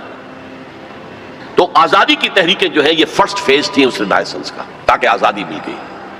اس کے بعد یہ سیکنڈ فیز آیا، جب آزادی مل گئی تو ہمیں یاد آیا ہمارا بھی تو اپنا ایک نظام ہے نا، ہمارے بھی تو قوانین تھے، فوجداری قانون بھی ہمارا تھا، دیوانی قانون بھی ہمارا تھا، قانون وراثت بھی ہمارا تھا، قانون شہادت بھی ہمارا تھا، فیملی لاز بھی ہمارے تھے۔ تو ایک ارج پیدا ہوئی کہ اب جب کہ ہم آزاد ہو گئے ہیں اب ہمیں اپنا نظام قائم کرنا چاہیے۔ لہذا اسلامی نظام کے قیام کے لیے تحریکیں کراپ اپ ہوئی ہیں بیک وقت سائملٹینیسلی مختلف ممالک میں۔ مسجومی party of Indonesia, Jamaat Islami of the Indian سب کانٹیننٹ، فدائین اسلام ان ایران، الاخوان المسلمون ان ایجپٹ، اور ایجپٹ سے شروع ہو کر پورے عرب دنیا کے اندر، عباد الرحمان لبنان میں، سعید نورسی ترکی میں، وغیرہ وغیرہ وغیرہ وغیرہ، یہ تحریکیں ابھری ہیں اور ان کے اندر ایک جذبہ ابھرا ہے اپنے ماضی کی بازیافت، اسلام کو ایک نظام کی حیثیت سے قائم کرنا۔ انڈین سب کانٹیننٹ میں اسی نعرے کو اپنایا مسلم لیگ نے، اور یہ نعرہ تھا جس کی وجہ سے 46 کے الیکشن میں مسلم لیگ کو وہ حیثیت حاصل ہو گئی کہ وہ مسلمانوں کی واحد نمائندہ جماعت قرار پائی اور پھر بارگین کرنے کا پورا موقع اسے مل گیا. لیکن صرف پاکستان کی تحریک کے معاملے میں مذہب کو انووک کیا گیا، باقی کہیں نہیں. باقی لوکل نیشنلزم کھڑا ہوا ہے، عرب نیشنلزم، اس کے حوالے سے عربوں نے آزادیاں حاصل کی ہیں. عرب نیشنلزم آف ناصر اینڈ حافظ الاسد وغیرہ وغیرہ. عرب نیشنلزم، ملے نیشنلزم فار ایسٹ کے اندر. ترکی کا بھی جو حصہ مصطفیٰ کمال نے بچا لیا وہ ٹرک نیشنلزم کی بنیاد پر. اسلام کی تو جڑیں کھود دی اس نے وہاں. اذان عربی میں نہیں ہو سکتی، نماز عربی میں نہیں ہو سکتی، عورت برقع نہیں لے سکتی، آپ ٹوپی نہیں پہن سکتے، عمامہ نہیں باندھ سکتے، ہیٹ پہننا ہوگا، انگریزی لباس پہننا ہوگا. وہاں تو نام و نشان مٹانے کی کوشش کی، لیکن ٹرک نیشنلزم کی بنیاد پر کم سے کم ریزسٹنس. ورنہ واقعہ یہ ہے کہ دول یورپ جو ہیں وہ نام و نشان ترکی کا مٹا دیتے ہیں، اس لیے کہ اس قدر شدید ان کے اندر انتقامی جذبہ تھا. یہ قوم ہے جس نے ہمارے اتنے وسیع رقبے پر حکومت کی ہے اتنے طویل عرصے تک. nearly whole of East Europe was under them. لیکن یہ کہ بہرحال قومی اعتبار سے مصطفیٰ کمال کا کام بھی ہے کہ اس نے ترکی کو بچایا ہے. تو صحیح ایک ملک. بہرحال اب جو تحریکیں چلیں، پہلی تحریکیں تو کامیاب ہو گئیں. اس کی سب سے بڑی وجہ سیکنڈ ورلڈ وار تھی.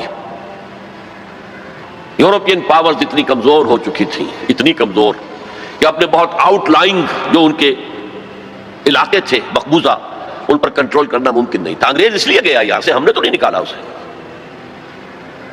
کیا آزادی کے لیے ہم نے کوئی جنگ لڑی؟ کیا کسی ایک انگریز کو بھی مارا؟ وہ تو خیر 1857 میں تو پھر بھی آپ کہہ لیں کہ مار دھاڑ ہوئی، انگریز بھی مارے گئے، انگریزوں نے ہندوؤں اور مسلمانوں کو بھی مارا.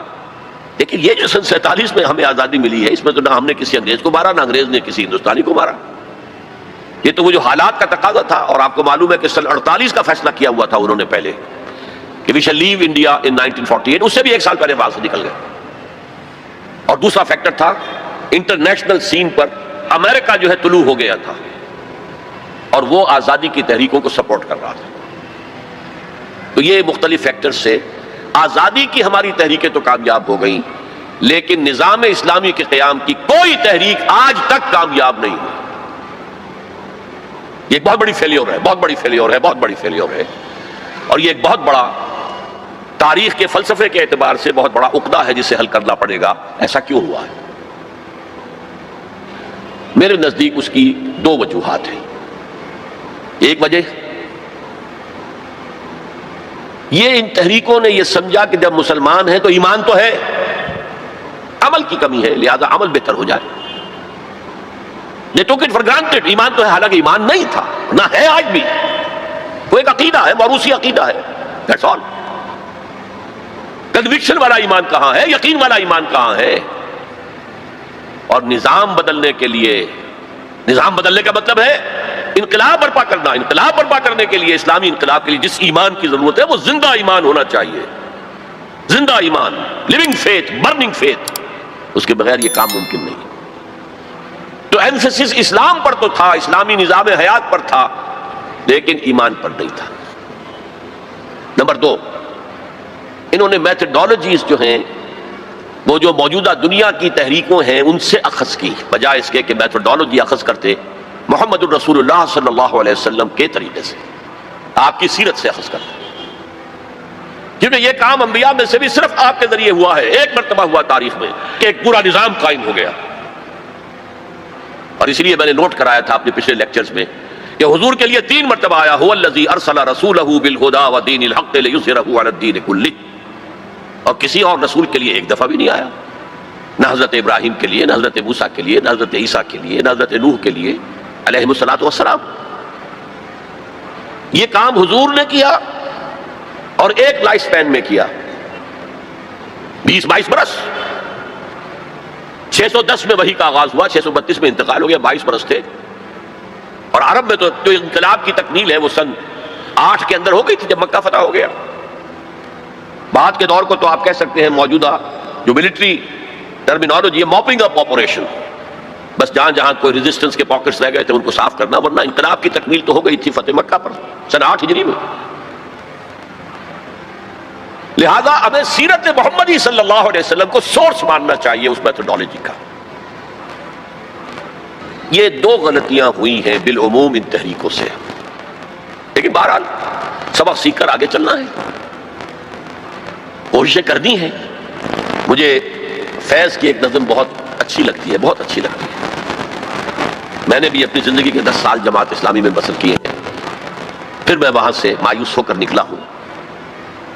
تو اسی زمانے میں یہ نظم اس کی آئی تھی، میں حیران ہوں، وہ تو اس قسم کی کسی کشاکش میں، کسی تحریک میں بالفعل تو کبھی شریک رہا ہی نہیں، وہ تو شاعر تھا ایک، لیکن نظم اس قدر عظیم ہے۔ یہ فصل امیدوں کی ہمدم اس بار بھی غارت جائے گی، سب محنت صبحوں شاموں کی اب کے بھی اکارت جائے گی، دھرتی کے کونوں کھدروں میں پھر اپنے لہو کی کھاد بھرو، پھر مٹی سینچو اشکوں سے، پھر اگلی رت کی فکر کرو، پھر اگلی رت کی فکر کرو، جب پھر ایک بار اجڑنا ہے، ایک فصل پکی تو بھر پایا، تب تک تو یہی کچھ کرنا ہے۔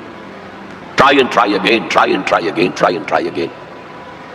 بہرحال یہ تحریکیں جو ہے ابھی تک جماعتوں کی شکل میں ہیں، ان کا ایک نقشہ ہے، لیکن کامیابی نہیں ہوئی۔ اور تحریکوں کا معاملہ یہ ہوتا ہے کہ اگر تو وہ تحریک 25، 30، 40، 50 سال کے اندر کامیاب ہو جائے تو ہو جاتی ہے، ورنہ اس کو بڑھاپا طاری ہو جاتا ہے۔ وہ تو جیسا کہ میں نے اسپینگلر کا بھی آپ کو بتایا، یہ فلسفہ تاریخ کا ایک نقطہ نظر ہے۔ تہذیبیں بھی جوان ہوتی ہیں، قوت پکڑتی ہیں، پھر مر جاتی ہیں۔ ٹوائنبی نے 20 تہذیبیں شمار کی ہیں کہ پوری تاریخ انسانی کے دوران 20 سویلائزیشن ابھری ہیں، ان میں سے وہ کہتا ہے 12 ختم ہو چکی ہیں، 8 ہیں اس وقت۔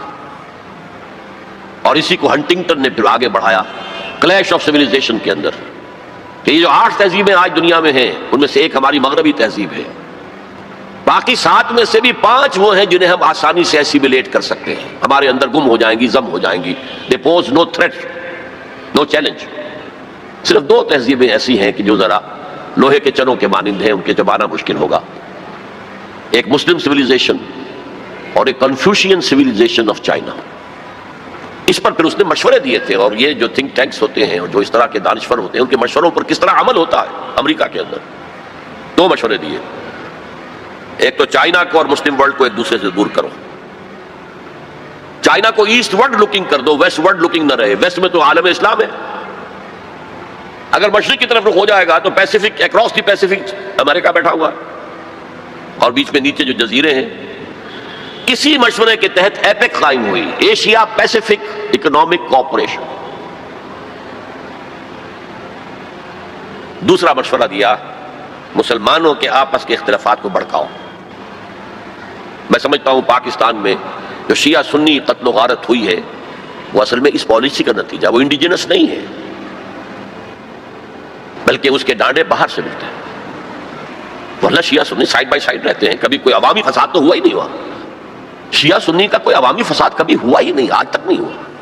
زیادہ سے زیادہ اختلاف ہوتا ہے تو محرم کے دنوں میں کہ تعزیے کا جناب یہ راستہ آپ کا مقرر ہے، آپ ادھر کیسے جا رہے ہیں، بس اس پر ہوتا، وہ بھی ان چند دنوں کے اندر، باقی تو اور کہیں نہیں۔ سائڈ بائی سائڈ، اوپر نیچے، ایک ملٹی سٹوریڈ بلڈنگ میں اوپر شیعہ ہے نیچے سنی ہے، یا نیچے شیعہ ہے اوپر سنی ہے، کوئی نہیں۔ لیکن ہے یہ ایک بہت بڑی ایک پالیسی ہے جس کے تحت یہ سب کچھ ہو رہا ہے۔ بہرحال ہمارا جو اپورڈ جو موومنٹ تھی رینائسنس کی، وہ تو تاحال تو ناکام ہے بالکل۔ یہ جو کچھ ایران میں ہوا، یہ ایک بڑا ہی اچانک ایک فینومینن ہے جو ابھرا ہے، وہ کسی تحریک کے نتیجے میں نہیں ہے، وہ تو اصل میں ایک پولیٹیکل موومنٹ تھی اگینسٹ دی شاہ۔ اس کے لیے نہ کوئی اسلامی تحریک کے لیے کوئی جماعت بنائی گئی، نہ اسلامی انقلاب کے لیے کوئی فکر تیار کیا، کچھ بھی نہیں۔ ایک جوائنٹ سٹرگل اگینسٹ شاہ، جس میں لیفٹسٹ بھی تھے، رائٹسٹ بھی تھے، تودے بھی تھی، خالص کمیونسٹ، مجاہدین خلق بھی تھے جو ویسے مسلمان ذہن کے تھے لیکن کچھ لیفٹ کی طرف ان کا رجحان تھا، لبرلز بھی تھے، مہدی بادرگانی جیسے لوگ، اور علماء بھی تھے، آیت اللہ بھی تھے، سب تھے۔ این وقت پر آیت اللہ نے اس کو ہائی جیک کیا ہے، اور اس کے بعد ان کی آپس میں جو انفائٹنگ ہوئی ہے مجاہدین خلق کی اور ان علماء کی، وہ آپ کو معلوم ہے کتنا خون بہا ہے۔ یہ بالکل تحریک جو ہے پاکستان کی اینٹی بھٹو تحریک کے پیرلل تھی، ہم عصر تھی، ایک ہی زمانے میں، نوعیت بھی ایک ہی تھی۔ بھٹو کے خلاف جو لوگ تھے وہ سب جمع ہو گئے۔ میں نے اسے اس وقت بھی کہا تھا کہ میں اسے ایک سیاسی تحریک سمجھتا ہوں، نظام مصطفیٰ کی تحریک نہیں مانتا، چاہے اس کی وجہ سے جس مسجد میں 10 سال سے میں جمعے کا خطاب کر رہا تھا مجھے وہ مسجد چھوڑنی پڑی۔ میں نے کہا ٹھیک ہے، اس لیے کہ عوامی جذبات اتنے اٹھے ہوئے تھے۔ پی این اے کی تحریک، اس کا نام رکھ دیا گیا نظام مصطفیٰ تحریک، حال یہ ہے کہ عصر کی نماز جا رہی ہے اور جلوس چلتا جا رہا ہے اور نظام مصطفیٰ کی تحریک ہے.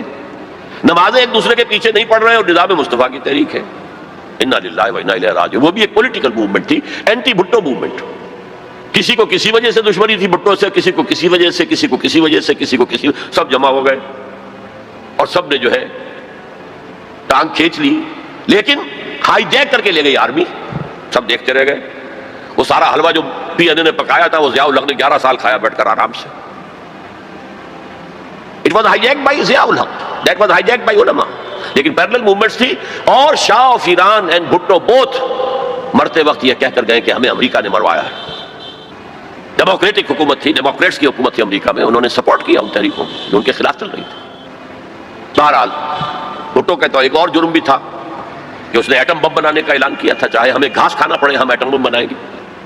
اور کسنجر نے کہہ دیا تھا well make an example of you, پاس نہیں آؤ گے اگر تو تمہیں یہ نشان عبرت بنا دیں گے, اور وہ نشان عبرت پھانسی پہ جھلا دیا اس کو. بہرحال اس اعتبار سے ہماری ابھی پیش رفت کچھ نہیں ہو سکی ہے, میننگ فل پیش رفت, بلکہ اس میں جو ایک نئی ڈائمنشن پیدا ہوئی ہے افغانستان فینومینن کے نتیجے میں, جو القاعدہ اور اسامہ ابن لادن اور ان کے ہم خیال لوگوں نے جس طرح کا طریقہ کار اختیار کیا ہے. جذبہ تو ظاہر بات ہے کہ ان کا مذہب یہ ہے, جانے دینا آسان کام تو نہیں ہے, لیکن یہ جو دہشت گردی کا طریقہ اختیار کیا ہے یہ کاؤنٹر پروڈکٹیو ہے, نقصان دہ ہے, اس کا فائدہ کچھ نہیں, کچھ حاصل نہیں ہوگا. بہرحال ہر شخص اپنی نیت کے حوالے سے اللہ تعالیٰ کے ہاں جج کیا جائے گا. انما الاعمال بالنیات, اگر ان کی نیت نیک ہے, خلوص میں, اس میں انہیں اجر ملے گا. لیکن یہ تو کاؤنٹر پروڈکٹیو ہے اس وقت, اور ان کے حوالے سے اس وقت ویسٹ نے بالکل ٹارگٹ نمبر 1 بنا دیا ہے کہ فنڈامنٹلسٹ اسلام یہ ہمارا دشمن ہے, ہمیں ختم کریں گے. چنانچہ جو تازہ ترین رپورٹ آئی ہے رینڈ کارپوریشن آف امریکہ کی, جو ہائیسٹ لیول کا تھنک ٹینک ہے اور جس کی سفارشات پر وزارت خارجہ اور باقی وزارتیں عمل کرتے ہیں, ان کی رپورٹ میں مسلمانوں کو 4 حصوں میں تقسیم کیا گیا ہے. نمبر 1 وہ لوگ جو اسلام کو ایک نظام زندگی سمجھتے ہیں, پولیٹیکو سوشو اکنامک سسٹم بھی سمجھتے ہیں ایک مذہب کے علاوہ. مذہب بھی ہے, عقائد بھی ہیں, عبادات بھی ہیں, رسومات بھی ہیں, لیکن اس کے ساتھ ہی پولیٹیکو سوشو اکنامک سسٹم جو سمجھتے ہیں they are our enemy number 1. We have to crush them, crush them, crush them in whatever way it is possible. اس لیے کہ ہم اپنے مد مقابل کسی نظام کو کھڑا ہوا نہیں دیکھ سکتے. اور آپ سوچئے 40 برس جو کولڈ وار رہی وہ نظاموں کی جنگ تھی نا, اس میں مذہب کا تو کوئی سوال ہی نہیں تھا. ویسٹ میں بھی سب کے سب کیا تھے, عیسائی تھے, اور رشیا کے اندر کون تھے, یو ایس ایس آر کی عظیم اکثریت کن پر مشتمل تھی. یہ چند مسلمان ممالک چھوڑ دیجئے, قازقستان وغیرہ, تو باقی تو سارا وہ عیسائی تھے نا. مذہب کا کوئی ایلیمنٹ نہیں تھا, ایلیمنٹ نظام کا تھا, ہمارا کیپٹلسٹک نظام, اور یہ کمیونسٹ نظام اس کا چیلنج بن کر آ گیا ہے. نتھنگ ڈوئنگ, برداشت نہیں کریں گے. تو فنڈامنٹلسٹ کے بارے میں تو ان کی پہلے پالیسی ڈکلیئرڈ ہے, we have to crush them. Number 2 ہے ٹریڈیشنل لوگ, روایتی علماء. یہ اپنے مسجدوں میں, اپنے مدرسوں کے اندر قال اللہ قال الرسول پڑھنے میں ہیں, تو یہ فی نفس ہی تو خطرناک نہیں ہے, لیکن اگر یہ فنڈامنٹلسٹ کے ساتھ مل جائیں تو بہت خطرناک ہے. اس لیے کہ ان کے پاس جو ہے لوگوں کے ساتھ رابطے کا مستقل ذریعہ موجود ہے. ہر جمعے کو جلسہ عام ہو رہا ہے. چھوٹا سا جلسہ کرنے کے لیے بھی آپ کو کتنے پاپڑ بیلنے پڑتے ہیں, اس کا اشتہار شائع کیجئے, اس کی ڈنڈوری کیجئے, اس کا اعلان کیجئے. وہ کتنے آئیں گے, 200-400 آ گئے تو بڑی بات ہے. یہاں وہ کچے دھاگے سے بدے آ رہے ہیں, نہا دھو کر کپڑے بدل کر عطر لگا کر چلے آ رہے ہیں. تو یہ ہے کہ بہت خطرناک ہیں یہ. اگر مل جائے فنڈامنٹلسٹ تو انہیں دور رکھنا ایک دوسرے سے, اور ان کے آپس کے اختلافات کو بھڑکانا ہے تاکہ یہ کبھی متحدہ قوت نہ بن سکے ٹریڈیشنل. تو یہ ہے کہ بہت خطرناک ہیں یہ. اگر مل جائے فنڈامنٹلسٹ تو انہیں دور رکھنا ایک دوسرے سے, اور ان کے آپس کے اختلافات کو بھڑکانا ہے تاکہ یہ کبھی متحدہ قوت نہ بن سکے ٹریڈیشنلسٹ. تیسرے انہوں نے کہا ہے ماڈرنسٹ ہیں, جو اسلام کی ایسی تعبیر اب کر رہے ہیں جو ہماری تہذیب کے ساتھ کمپیٹیبل ہے. یہ جو ری انٹرپریٹیشن آف اسلام ہو رہی ہے to make it compatible with western civilisation, وہ کہتے ہیں کہ یہ ہے اصل آدمی, اور ان کی مدد کرنی چاہیے, انہیں سپورٹ کرنا چاہیے, ان کو امداد دینی چاہیے, اور ان کو میڈیا پر ان کی اپیئرنس کا اہتمام کرنا چاہیے, اس لیے کہ ان کے پاس کوئی اور ذریعہ تو ہے نہیں. مسجد میں کون گھسنے دے گا انہیں, وہاں کون ان کے پیچھے نماز پڑھے گا, اور کون ان کا خطبہ سنے گا, جوتے لگ جائیں گے. لہذا ان کو جو ہے میڈیا پر لاؤ، اور اس پر عمل ہو رہا ہے۔ اور آخری اس نے کہا جو خالص سیکولر مسلمان ہیں وہ تو ہمارے ہی ہیں، اس میں تو کوئی اشکال ہی نہیں ہے، جو یہ سمجھتے ہیں کہ اسلام نام ہے نماز روزہ حج زکوٰۃ کا، عقائد کا، کچھ رسومات کا، عقیقہ ہے، شادی میں ایجاب و قبول ہے، مردہ کو دفنانا ہے، کفنانا ہے، بس یہ تو کرتے رہیں گے، ہمارا تو کوئی ان سے جھگڑا نہیں ہے۔ باقی وہ اس کو کوئی سیاسی نظام، اس کو کوئی معاشی نظام، کوئی معاشرتی نظام سمجھتے ہی نہیں، سیکولر ہے۔ لہذا ان دونوں طبقات کو سپورٹ کرو، اور یہ جو دو طبقات پہلے ہیں ان کے خلاف جدوجہد کرو۔ یہ ہے موسٹ ریسنٹ پالیسی ایڈوائز جو دی گئی ہے امریکہ کی حکومت کو۔ بہرحال میں نے کہا تھا کہ ایک طرف تو رینائسنس کی تحریک چل رہی ہے، اس کے بارے میں اپنا تجزیہ پیش کر دیا، دوسری طرف ہمارے زوال کا عمل اور گہرا اور گہرا اور گہرا ہوتا چلا گیا۔ اس زوال کے بڑے بڑے لینڈ مارک کیا ہیں؟ 1967 وار میں عربوں کو ایسی ہزیمت ناک شکست ملی ہے، ایسی ہزیمت ناک شکست کہ شرم سے سر جھکائیں قیامت تک، تب بھی وہ داغ نہیں دھویا جا سکتا۔ ہاں مصریوں نے دھو دیا تھا 1973 کی جنگ میں، لیکن اردن، شام اور اسرائیل نے جھپٹا مارا، ادھر سے لیا سینائی پیننسولا، ادھر سے لے لیے گولان ہائٹس، ادھر سے پورا ویسٹ بینک جو اب تک جارڈن کے پاس تھا، اور ایسٹ یروشلم بھی گیا، اب ان کے قبضے میں ہے فرام 1967۔ یہ عالم عرب کے اعتبار سے یہ ہمارے زوال کا ایک بہت بڑا لینڈ مارک ہے۔ اسلام کے نام پر بننے والے ملک کا جو حشر ہوا 1971 میں، 2 لخت ہو گیا، 2 ٹکڑے ہو گیا، اور سخت ہزیمت ناک، عبرتناک ہزیمت جو ہے مسلمانوں کو پاکستان کو اٹھانی پڑی، ایک اور دوسرا لینڈ مارک ہے۔ پھر جو قتل عام ہو رہے ہیں بوسنیا میں، چچنیا میں، پیلسٹائن میں، یہ سب کے سب جو ہیں یہ اسی کی شکلیں ہیں۔ تو down fall is also increasing, going deeper and deeper and deeper. لیکن دوسری طرف رینائسنس کی تحریکیں بھی ہیں، اگرچہ مس لیڈ ہیں۔ میں ان حضرات کو جو میں نے کہا کہ ان کی نیت کے اعتبار سے اللہ کے ہاں ان کے ساتھ معاملہ ہوگا، لیکن میں ان کا جو بھی طریقہ کار ہے اسے سمجھتا ہوں کہ وہ مفید سے زیادہ مضر ہے، کاؤنٹر پروڈکٹیو ہے، اسلام کا وہ نقصان پہنچ رہا ہے اس سے۔ اور میں انہیں کہتا ہوں مس گائیڈڈ میزائلز، ایک میزائلز ہوتے ہیں گائیڈڈ میزائلز، یہ مس گائیڈڈ میزائلز ہیں۔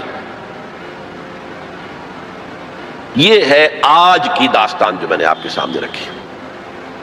اس آج میں یہ آپ مزید شامل کر لیجئے، کیونکہ آج میں نے شروع کیا تھا جنگ عظیم اول کے کچھ 10 سال بعد سے، 1924 میں خلافت جو ایک نومینل ادارہ تھا، برائے نام ایک کہیے کہ ٹوکن ایک مسلمانوں کی اجتماعیت کا، ختم ہوئی۔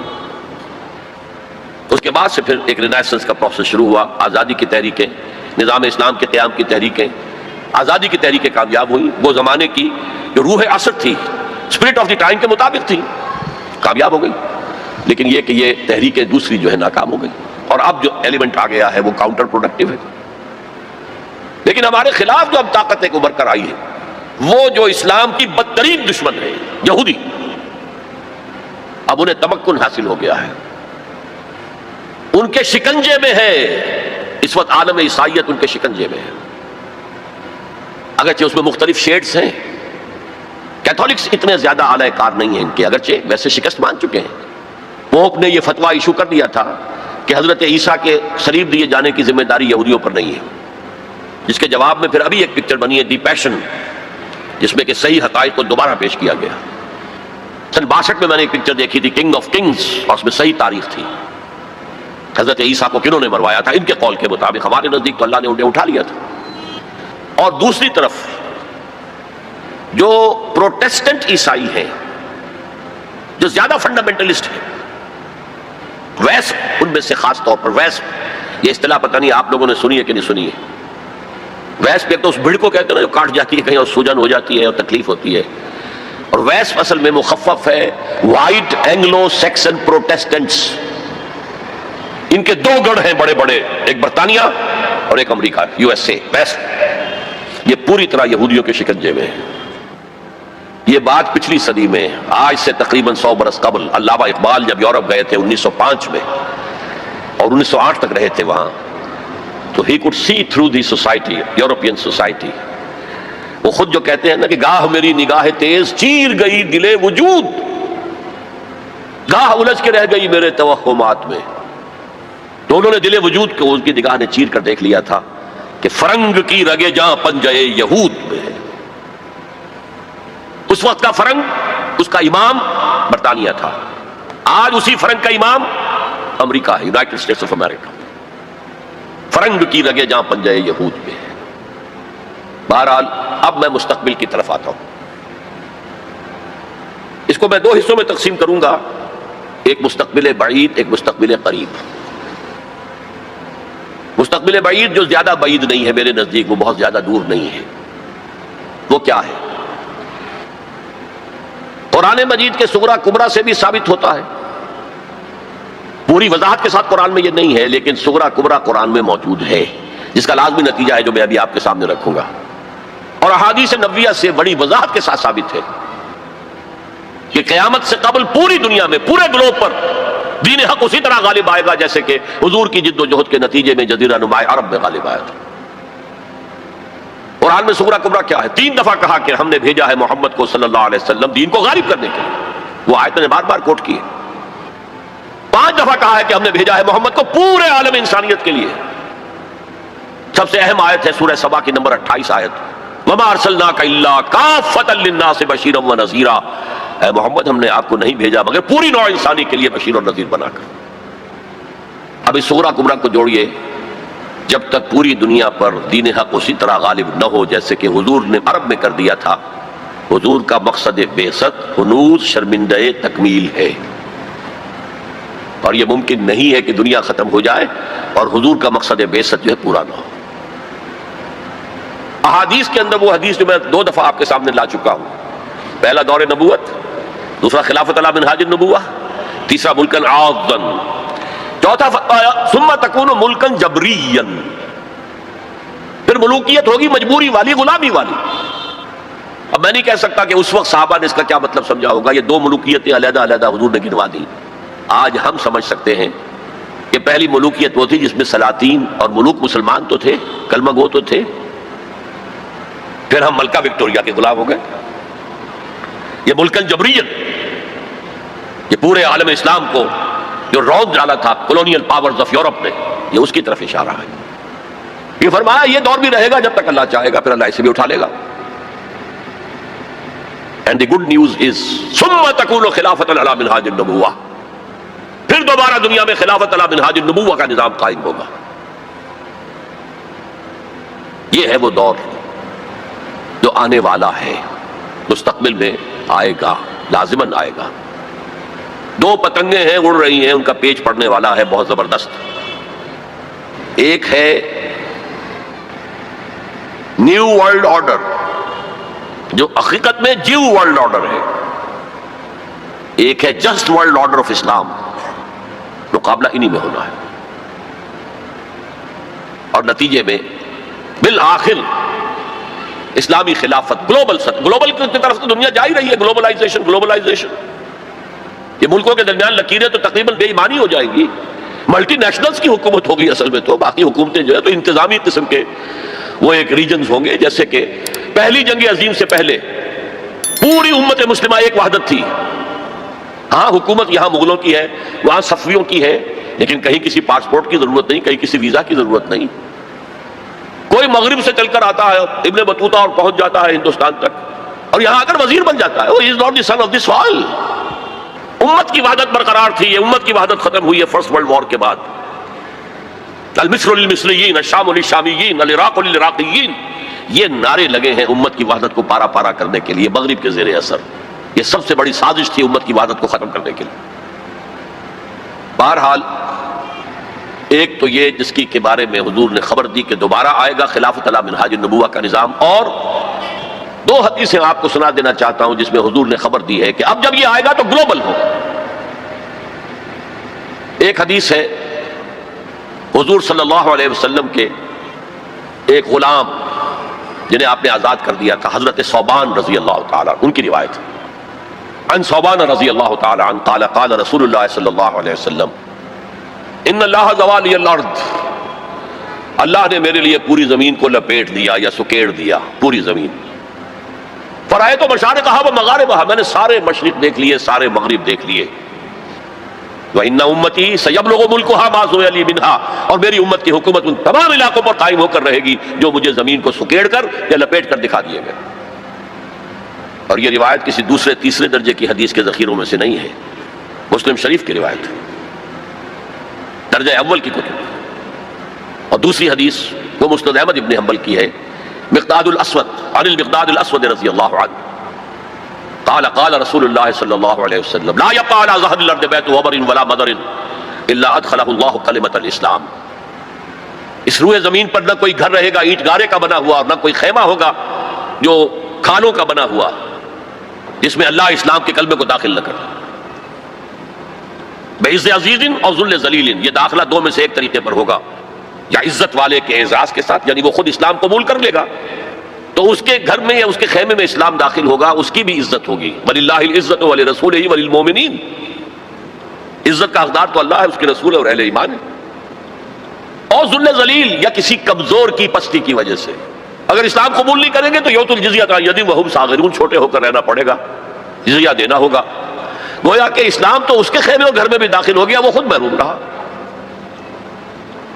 جب حضور نے یہ فرمایا تو حضرت مقداد پھر کہتے ہیں کہ میں نے کہا وَيَكُونَ الدِّينُ كُلُّهُ لِلَّهِ، تب ہوگی وہ بات جو سورہ انفال میں آئی ہے کہ دین کل کا کل اللہ کے لیے ہو جائے گا. تو یہ تو ہے مستقبل بعید جس کا سارا دار و مدار میرے بیان میں حالات کے حوالے سے نہیں ہے. حالات میں ہمیں اس کے کوئی آثار نظر نہیں آ رہے، حالات بہت مایوس کن ہیں، لیکن حضور کے لیے ہوئی خبریں ہیں. وَهُوَ صادق المصدوق، منطقی طور پر بھی میں ان کا قائل ہوں اور حضور کی نہاد اس کی روح سے بھی قائل ہوں. اس سے پہلے جو مستقبل قریب ہے اس میں ابھی مسلمانوں پر بہت سخت دن آئیں گے، عذاب کا کوڑا اور شدید سے شدید تر ہو.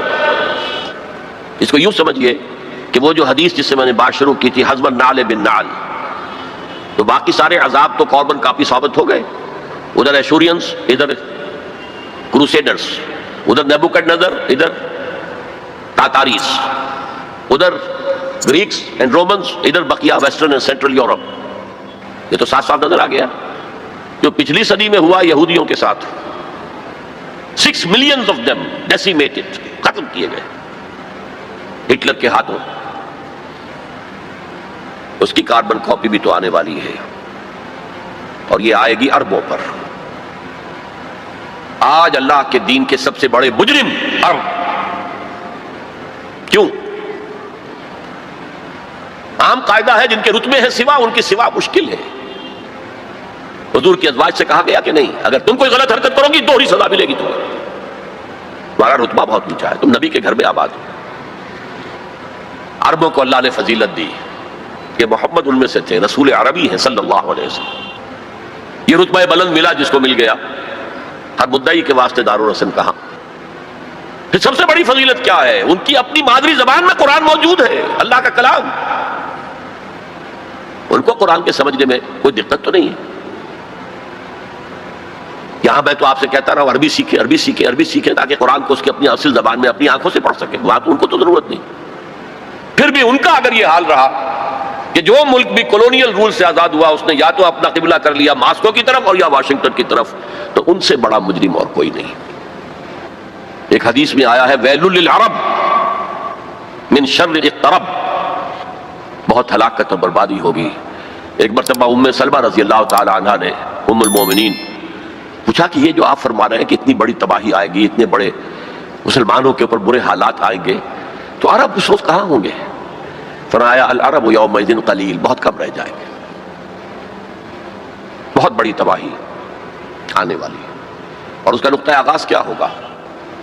ویسے تو ہے جو کچھ ہو رہا ہے فلسطین میں، اسے وہ 30 کروڑ عرب بھی دیکھ رہے ہیں اور باقی 100 کروڑ مسلمان باقی بھی دیکھ رہے ہیں. ٹک ٹک دیدم دم نکشیدم، وہ آئی سی جو ہے وہ بھی زیادہ وہ آئی سی بن کر رہ گئی اور کچھ نہیں.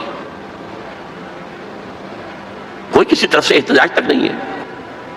امریکہ شیرون کو مین آف دی پیس کا خطاب دے رہا ہے، صابرہ اور شتیلہ کا قاتل درندہ، اور جو کچھ کر رہا ہے فلسطینیوں پر وہ آج ہم اپنی آنکھوں سے دیکھ رہے ہیں ٹیلی ویژن کے اوپر.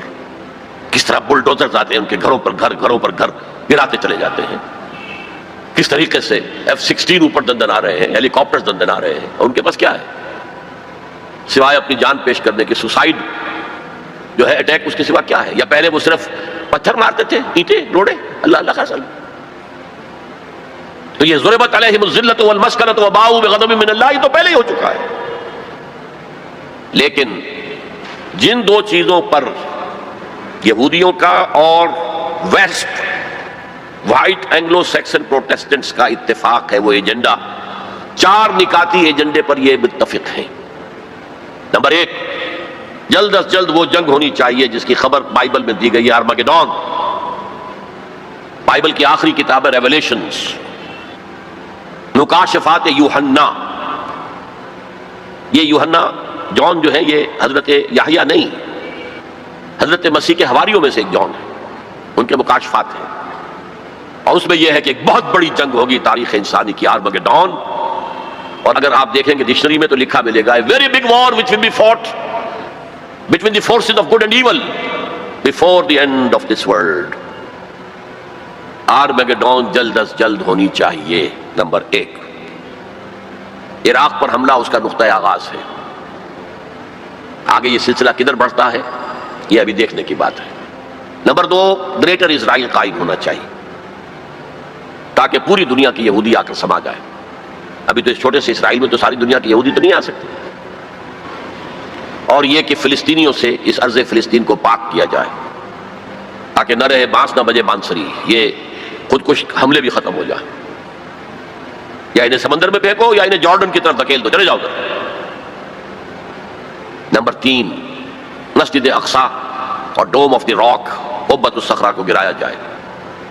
نمبر 4، ٹیمپل تعمیر کیا جائے، 3rd ٹیمپل، جس کی پوری تیاری کر چکے ہیں، جس کے پورے نقشے بن چکے ہیں، جس کے لیے اس کی جو بھی انٹرنل ڈیکوریشن ہوگی اس کے لیے سب کچھ تیار ہو چکا ہے. اور یہ انتفاضہ جو ریسنٹ شروع ہوا ہے یہ شیرون کے دورے کی وجہ سے کہ وہ مسجد اقصی میں داخل ہوا اور وہ دیکھ رہا تھا جگہ کہاں سے ہمیں فاؤنڈیشن بنانی ہے اور کیا کرنا ہے.